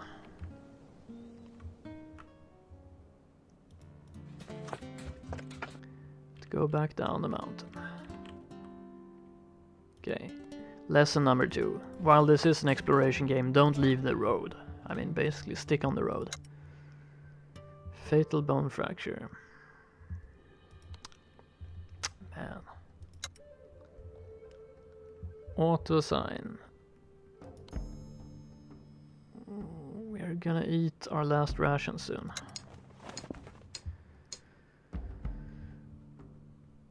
Oh my god, someone stole valuables as well. Sierra Barrero has perished. Great. Ana Vidal has perished. Great. Okay, at least we have fewer mouths to feed now. Now the morale is getting a little bit low here.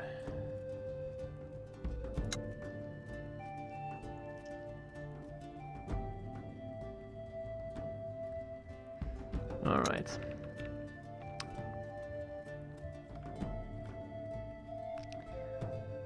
So basically these wide open swaths are the only places we can really travel in safety.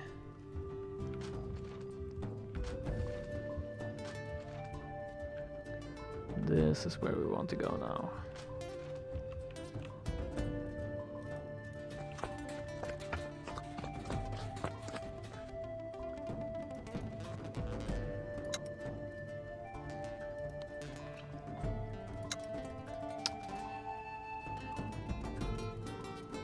So, everybody who's moderately injured, I hope you recover by yourselves, because I'm not gonna help you. Bernardo Trevino's condition has deteriorated. Damn it. 4 followers have gone hungry and lost morale.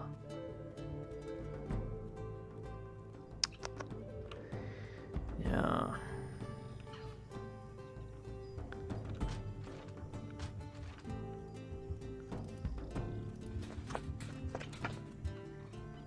With no warning, Daniela Hernandez appears to be suddenly swallowed by the earth right in front of your eyes. Okay. Bernardo Trevino, walking beside her, barely has time to shout "Stop!" before taking one step to the side and disappearing into the ground as well. Both expedition members quickly resurface, flailing their arms wildly and shouting for help, panicked. Somebody from behind you shouts, "Quicksand! Quick, get a length of rope from the carts." Both of them are kind of injured, so I don't really care. Trevino first. You throw the rope out to Bernardo Trevino. The soldier struggles to grab hold of his new lifeline and then clings on for dear life as you and some of the servants pull him out of the quicksand. Meanwhile, Daniela Hernandez is getting louder and more desperate. Yeah, throw a rope to her. Once Trevino is back safe on the stable ground, you throw the rope out to Hernandez, but her head is no longer above the surface and she can't see the rope. You grab the rope and jump in. Why didn't I get an option for that? Putting your arms around Hernandez and hauling her out of the pit. It looks like she swallowed a lot of sand and dirt. She will probably be sick for a few days. She's already sick. I smell a restart if our fortunes don't turn around. Yeah. Well, we're gonna try to make it back. Now we'll see. Then we'll see. What the hell? Okay. There we go. Okay, we want to go in this direction. We're gonna have to go around, I guess. Man.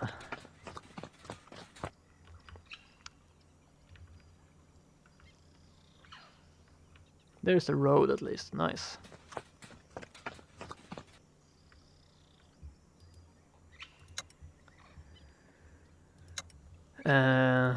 Alright. Moderately deceased, severely poisoned. Great. Your guards failed to prevent the theft of some of your treasure. Who is stealing this stuff?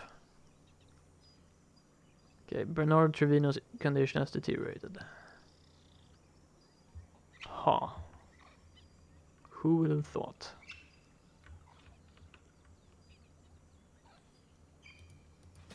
Right. Well, we're back on the road at least.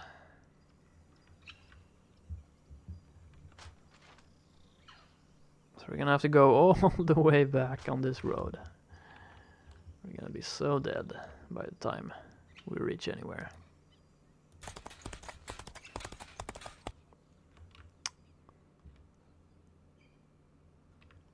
Wait. This can't be true.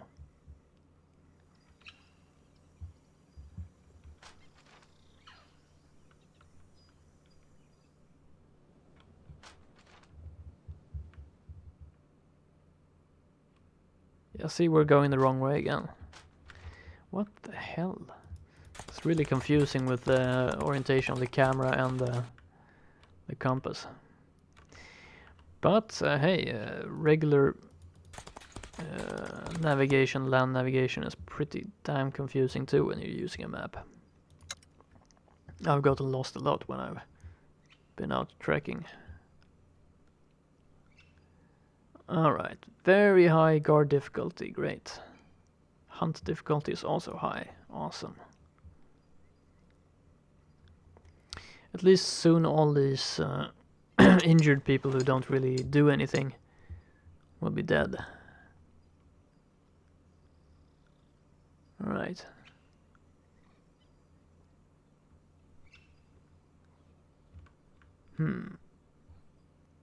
Everybody's losing morale, but I would be losing morale too, actually, if I was them. This hasn't been going according to plan.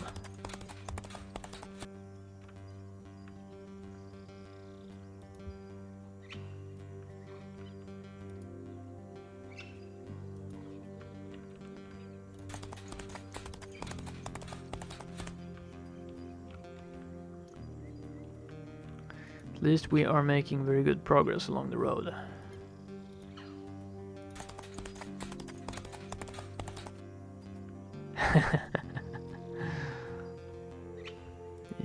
that's true. Disillusioned. Fatally poisoned. You bastard, Trevino. We gave you so much equipment.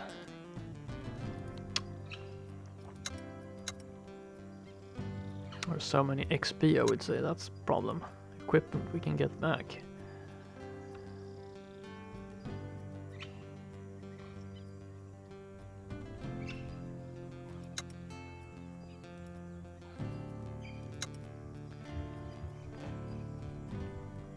Right, the hunters are getting food, but not the soldiers who actually need food.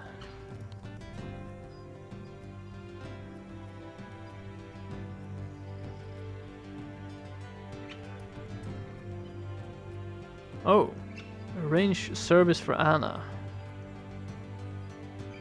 Maybe I should have done that.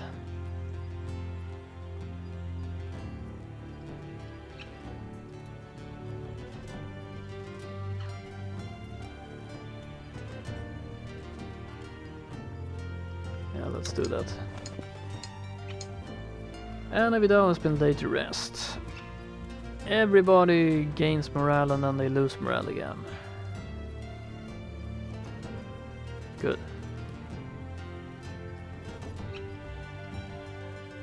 Yeah, if my commander took me 20 miles in the hostile jungle in the wrong direction, my morale would take a hit also, yeah.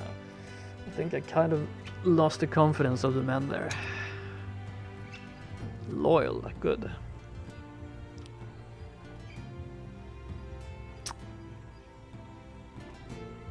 He's fatally poisoned. He's disillusioned. Nice. These soldiers aren't getting any food. Well, okay, my bad. But the battle was really confusing for me. That was the thing that I just... okay. So, what? We came back to the same screen again?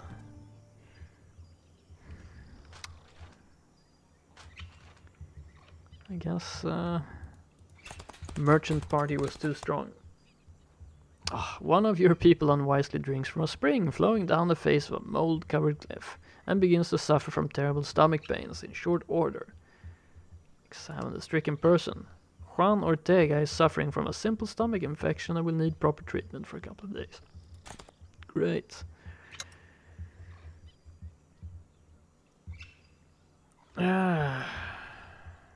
Moderately deceased. Awesome.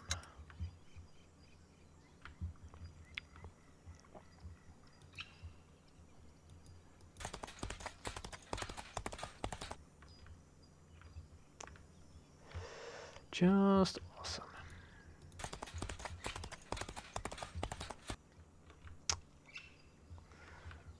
But yeah.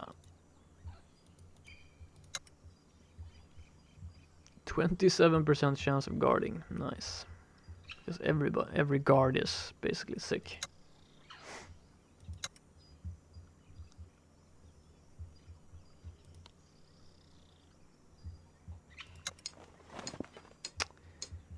Fortunately, despite weaknesses in your camp security, nothing happened.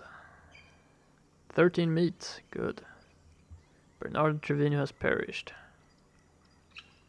Juan Ortega has gone hungry and lost morale. Well, he's poisoned, or, you know. Right, so Trevino finally died. Great. I hope we can hire some smarter party members when we get back. Well, let's be honest. The party members were smart enough. The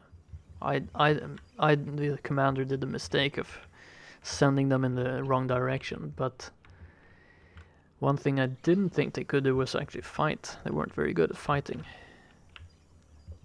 So we're gonna have to see about that.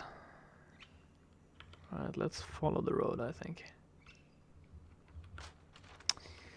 But that's good. This looks like it's gonna be a challenge. That's what we're here for. Freaking challenge. Can we make it? I don't know.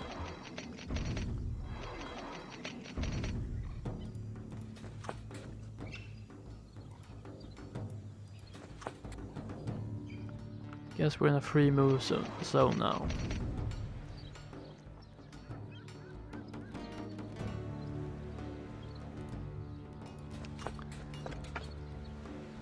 Trade resources. We have 820 valuables somehow. Oh my god, 10 rations cost 176 supply. That's crazy.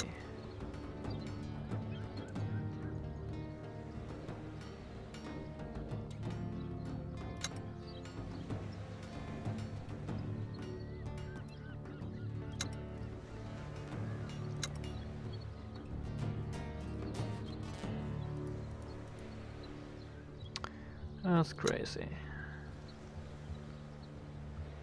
Okay, do we have anyone who's actually injured now? Yeah, I think he's moderately deceased. 2 moderately deceased people. What do we need? Dismayed. Oh my god. Say it ain't so. The fact that you even had the option to run in the wrong direction and get your ass whipped is good. Yeah. I don't think I'm gonna try to salvage this actually, because I think it's probably pretty healer nice. Santo Domingo's best healer. Treat injured followers. Good.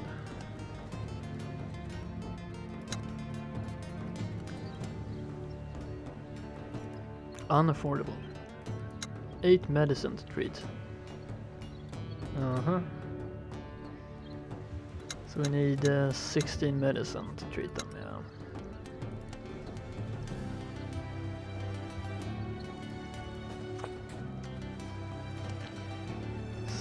Medicine, you say?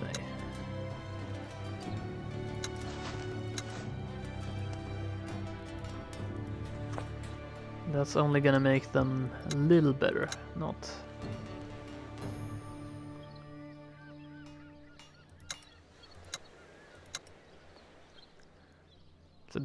like the best healer in the town, but we still have to heal them ourselves.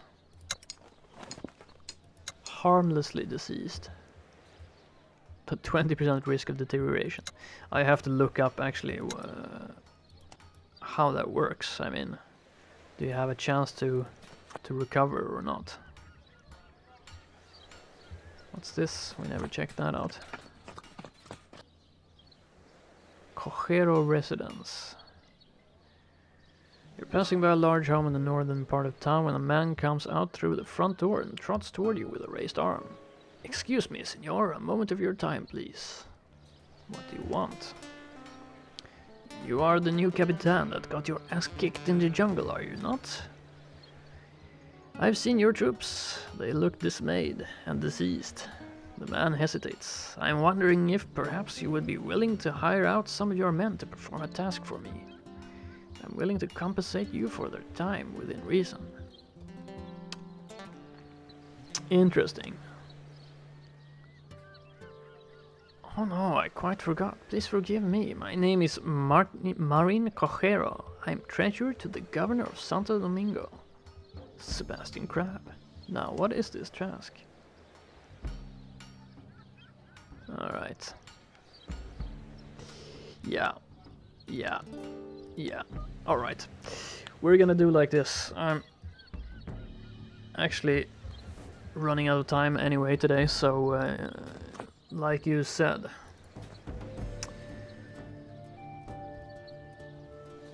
Snarfu, this is gonna be the tutorial for me, and we're gonna restart tomorrow, and we're gonna try it, and hopefully we'll have a better luck. Now we know how the compass system works.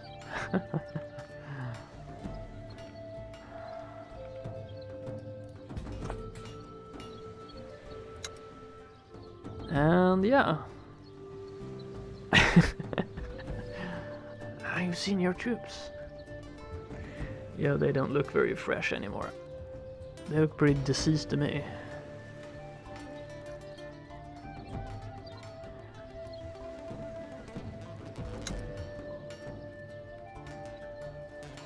So yeah, I think we're gonna call it a day.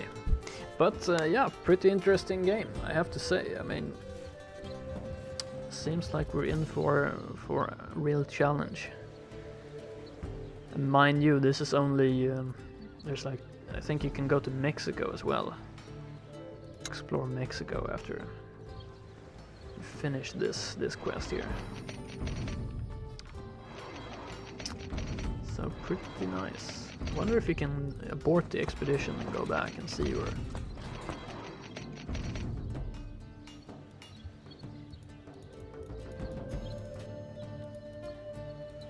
Nope, guess not.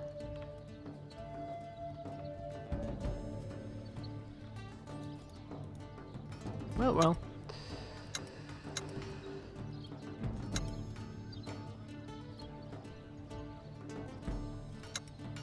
Quit to desktop.